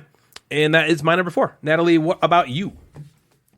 My number 4 is the newest game on my list that we played a couple of times recently, and we've Whoa. Any spiders anywhere? And there goes my pen is gone her pen's forever. gone, and now she can't write down the numbers. The spider has taken the pen right out of Natalie's hands. Okay. It's right underneath you. So It's when one Jeff of the goes, newer games. It's ranked number 45, and we love it so much. And it's called Lost Ruins of Arnak. Very good one. Nice. These The games are Last damn Play good. was so good. Oh These my are the gosh. 10. These are the 10%. The 10%. This is of 10% the of 10% This for is a sure. Good The- freaking this is game. even the. Is this the Well, I like said the 10% of the 10% of the 10%. 10% of the 10%. So you got the 10% of the 10%. And then what's the 10% of that 10%? This list. Amazing. Yeah. All right, Jeff, what's your number 4? My number 4 comes in at 78. I think All I'm right. going to go in order of its ranking. That's what I'm doing. My number 78 is a game because I feel like if I just go with my favorite ones, we Yeah. might have repeated these. Yeah. This game is called Keyflower. It's 78. I heard of that. Keyflower is amazing. Yeah. It plays 6, and that's a gamer's game that you can get to the table with a bigger group. And man, it's just awesome. That Good game. bidding mechanic with the meeples is so great. You're making your own hex land, but I can put my workers on Ryan's hex land. How long has it been since you played It's that just one? it's too long. Yeah. Too long. I haven't played that in a while either. Yeah, I got rid of it for I have Key Flow, which you have never played. I've never played I need Key you to Flow. play that at some you point haven't? because I I want to just see what had you think about the it. I had It's the so Keyflower. good. It replaces the auction, which is maybe the best part of Keyflower, with a card draft, which you wouldn't think you need, and it's cool. Cool. It's very cool. They're So different enough. you're drafting essentially what would be the hex tiles that you would be bidding on, but you're Yep. getting them in cards. So instead of hex tiles, you have the rows of cards that you're drafting and playing, and it's still you're like placing meeple cards on stuff, and it's still the 3-2-1 or the 1-2-3 rule. yeah, where you have to go up one. Yeah, Yeah. still that. So that's there. Anyway, that's cool. All right, number 3 for me comes in at number 54, and up until this game was released and I played it, I would have said that every Vital Lacerda game was my favorite Vital Lacerda game, whichever one I played last, until On Mars came out. And On Mars is number 3 for me. It is, it's just one of the best games there are. It's just very, very good. incredibly good. I'm not going to put it on my list now. I apologize. I have I have know. so many because I have so many too. Yeah, we would so probably There's have certain ones that I'm yeah. like, Jeff's gonna say this, Jeff's gonna say this, so I like. God damn it, Jeff. Yep, I pretty much. Who is Jeff? Yes, who would say that one? Who is Jeff? Jeff. Jeff. Okay, that's my number 3. Natalie, what about you? My number 3 is ranked number 64, and I just freaking love this game, and it's called Quacks of Quedlinburg. Yeah, you do. I just friggin' love that game. Oh, it's so fun every time. It's Except just- that one time for you. Yeah, just one time. That one time where you actually had bad luck. It was that one time. Yeah. This last time we played, though, I busted like a few times. Yeah. Actually. Alchemist expansion was really cool. I need Liked that. I it don't a really lot. know. Can I find the that show. somewhere here I think you in can buy it. America? I think you can buy it. Okay. I just bought it. I need it. I think I just pre-ordered it and bought it, and then I think you can still get it. I need it. Yeah, it's a great one. Yeah. Very cool. That Jeff, what's your number 3? My number 3. I'm breaking my order thing. Just make this shit up. I'm not Mine's going in not order going in anymore. order. I'm going back to number 89. 89. It's a game called Trois. Well, you would have, but I took your number 3. Sure. Yeah. Yeah. I'm going with Trois. Yeah, good game. Trois is a game that needs to be highlighted in the top 100. I think there are so many games that people talk about in the top 100 that are amazing and that comes up on every list. And Trois has held itself there for some years. Let's see when and Trois was designed. is just so 2010. so that thing's Wow. been there for Still in the top 100. going 11 on a dozen years. How Oh, incredible well, is that? Now it says 2012. Okay, now I'm making sure. I'm pretty Now it's sure it like was 2000. almost 10 years. And this game or is take so one. good. It's Oh, so it's so good. If you like loved dice worker placement games, you have to play this game. It's okay. Go get it. It's good. really I like good. Twa the Dice Game. It's incredibly good. Twa the Dice Game does not hold a candle to Twa the actual game. And the expansion's great. Ladies of Trois is a wonderful expansion. I think that's a must expansion. yeah. It's great. So If Trois, not for the purple dye alone. other than Natalie, Twa base game is incredible. Yes. But when you add that purple dye in for the Ladies of Twa, I feel like you'd never want to get rid of it. You would never want to play want to. without that. Yep. That's a game I feel badly for. It's about to fall off top 100 sooner than later. Yeah. Probably the next Same year. thing with Trajan. Same with Trajan. That's going to fall off. Trajan, I feel like, is at least popular enough that it's not going to like go, be gone Yeah, to like, obscurity. Twa has more of a chance, I feel like, to not be popularized. I have because debated it's just not buying popular. it because I'm not sure how long it will continue to have print runs. I would agree with that. I feel the same way about Twa as I do Hansa Teutonica. I feel like it's not like There's like no popular. buzz about it. Yeah, there's no buzz about it. Same with Twa. So once Twa goes out of the top 100, I wonder if it's going to fall into obscurity. I think you might want to buy it, Jeff. Okay, so number 2. Number 2 for me is a game that Natalie talked about playing in her one game that she talked about playing. It comes in at number 40, and it's Too Many Bones. Every time I play that game, I realize why I love it. And whenever I play it, it takes like a year between plays, maybe more. But then when I play it like 6 times in a row. And you're like, Yeah, I'm just "Damn, like, this is oh, why what am I doing? I remember now. Yeah, like, oh, this game is so good. I like those feelings. Yeah, it's so great. So that's number 2 for me. Too Many Bones. Natalie, what about you? My number 2 comes in at number 17, and that's Terra Mystica. Oh, Is that what you How were going to put? adorable. I thought is that what I was going to put? It's Well, only it my was number between- 2 favorite Yeah. It game was of all between time. that and another one that I thought you were going to do, but You thought I was going to do something other than Terra Mystica? The only thing I would do other than Terra Mystica is Star Wars Destiny. Okay. Well, I'm picking That's not Terra a top Mystica. 100. Did you mouth Everdell to me? Your face. No. In your face. Whoa. I can pick that, I suppose. Okay, I'll that's pick what I that. thought I'll you pick that Wow. instead. Just mouthing each Yeah. other here right at the table. This is Terra Mystica disgusting. is just a fabulous game. It doesn't It's break one my of memory the either. it's one of like the heavier games that you introduced me to earlier on when I started playing games, and I loved So it. good. And it just has held up. Like there's some games that you've introduced me to and I like loved, and then the more games we played, it kind of was like, okay, I loved that, but now it's kind of like Yeah. fallen down the Yeah. list now that I've played more games. This one, it's still up there. Right, still just as good. Yeah. It's even really, a lot of people don't like it with 2. I love it with 2. Yeah. Because I find it's not as constricting. I don't know. I think it's just a different play. I like it a lot. Okay, Jeff, what is your number 2? My number 2 comes in at number 25, which is a game called Orléans. Orléans. Orleans is very good. It's good. one of our go-to games. Devin loves it.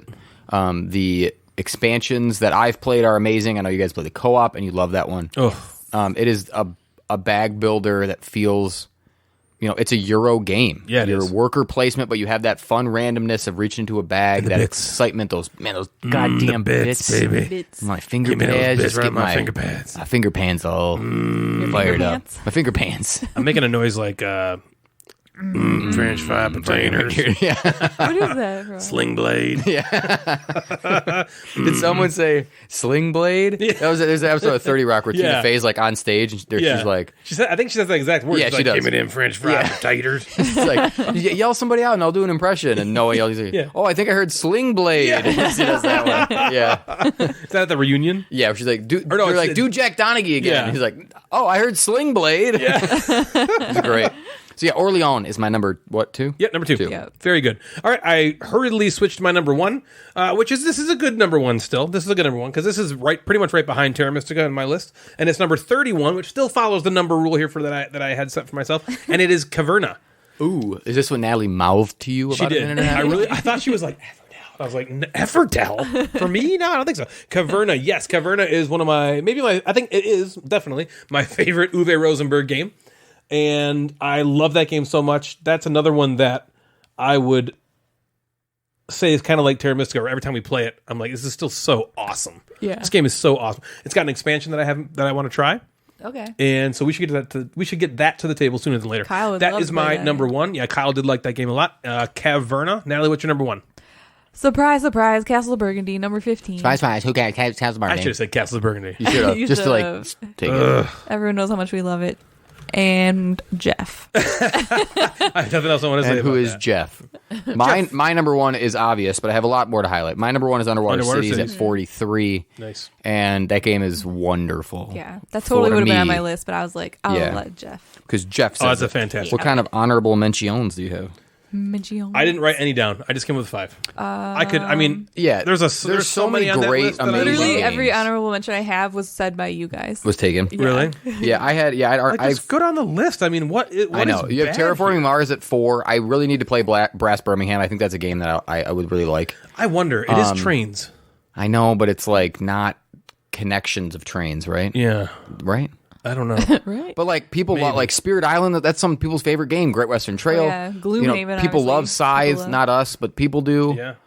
Concordia is an older game. Like there's obviously Wingspan, Feast for Odin. Yep. Viticulture's on there. People love Project's Root, on. Gaia Project, Everdell. Dune Imperium is a brand new game that's at 29, Yeah. which is Yeah, insane. holy shit. There's War of the Ring. We got to play There's a War bunch the of games Ring. that I've only played once that I didn't put on my list purposely because I only played them once, but I really like Great Western Trail. Medicaibo, I really like. Maracaibo. I like that one. Maracaibo.